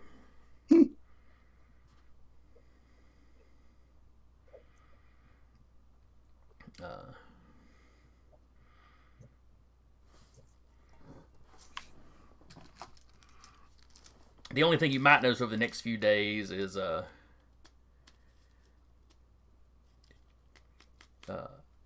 doesn't talk about Anthony as much.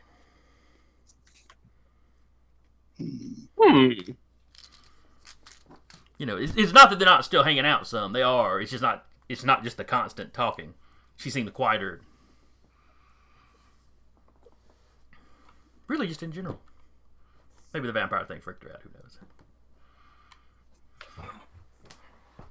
But anyway, we're going to wrap there because it is like 4:30 now. So we have certainly made up for the little bit behind we were.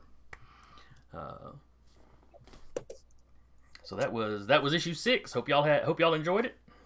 It was a blast. I had fun reading it. So we've got what, 2 episodes? No, we were going to go. We're going to go to 10. Each third was going to be 10, not counting any session zeros that we threw in front. So this was 6. So we've got 7, 8, 9, and 10. We got 4 more for Icons Academy, and then we'll move on to Icons in Space until we come up with a better title than that. I think that's perfect. But you can't just say it like that. It has to be Icons. Yeah. But for the first of many times, I'll say it. Yeah, that's what I was going to say. That's it. It'll be Icons in Space. I'll put like 3 extra A's in the title or something. It'll be great.